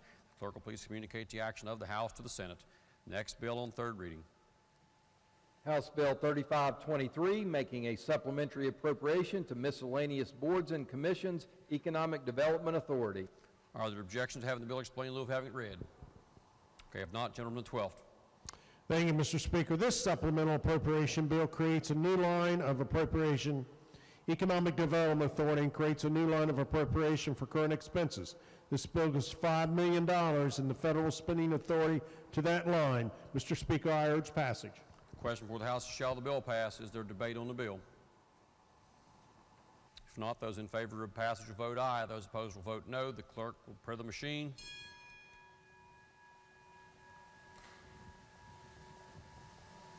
Has every member voted?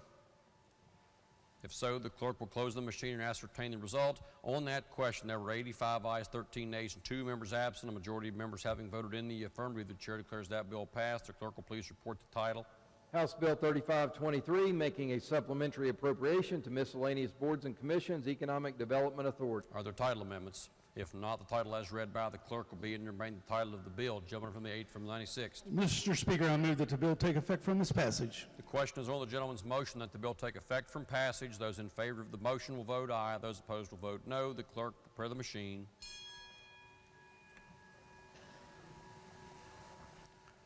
Has every member voted?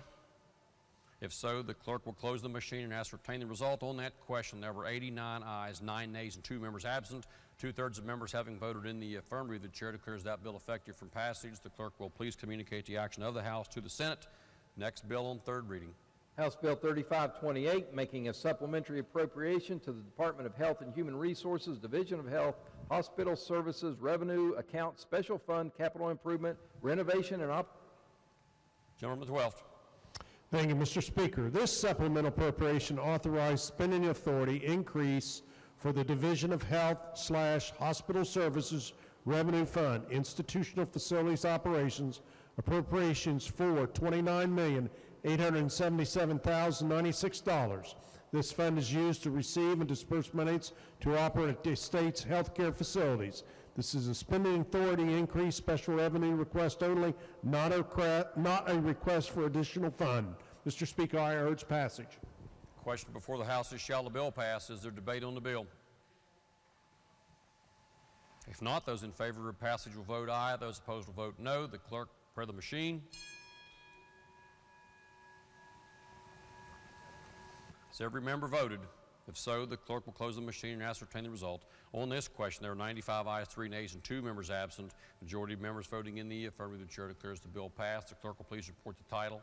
House Bill 3528, making a supplementary appropriation to the Department of Health and Human Resources, Division of Health, Hospital Services, Revenue Account, Special Fund, Capital Improvement, Renovation, and Operations. Are there title amendments?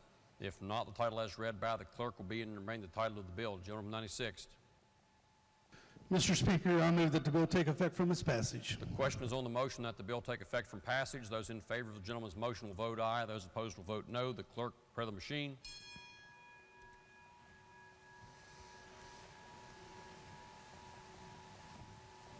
Has every member voted? If so, the clerk will close the machine and ascertain the result. On that question, there were 94 ayes, 3 nays, and 3 members absent. 2/3 of members voting in the affirmative. The chair declares that bill effective from passage. The clerk will please communicate the action of the House to the Senate. Next bill on third reading. House Bill 3554, relating to prohibiting a municipality or the governing body of any municipality from limiting rental of a property. Gentleman 96th. Mr. Speaker, I ask unanimous consent that we postpone action one day. Are there objections to postponing action one day on House Bill 3554? If not, action will be postponed by one day. Are there further bills on third reading? If not, Gentleman 96th. Thank you, Mr. Speaker. I move, subject to announcements, that the House recess until 5:30 p.m. Are there announcements? Gentleman 96th.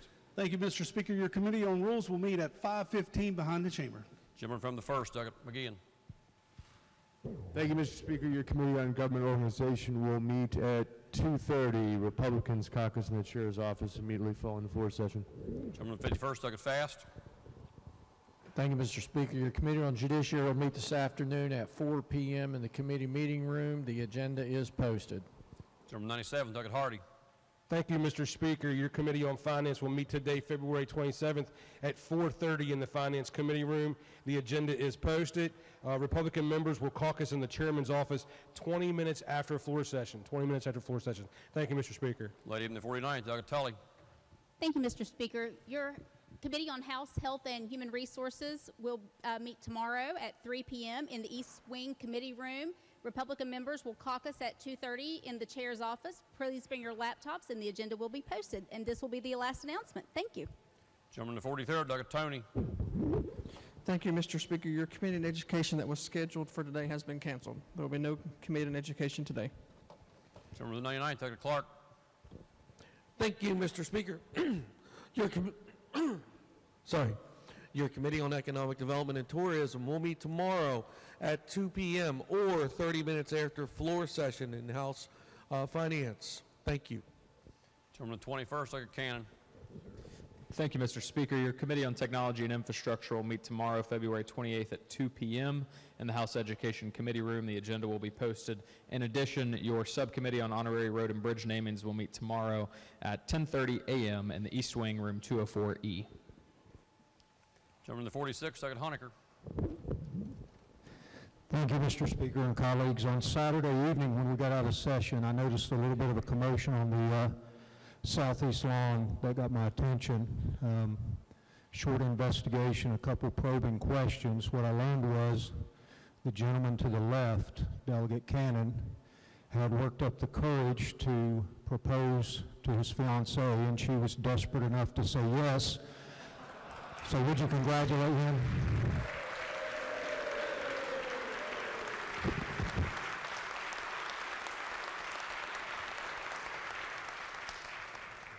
Are there further announcements?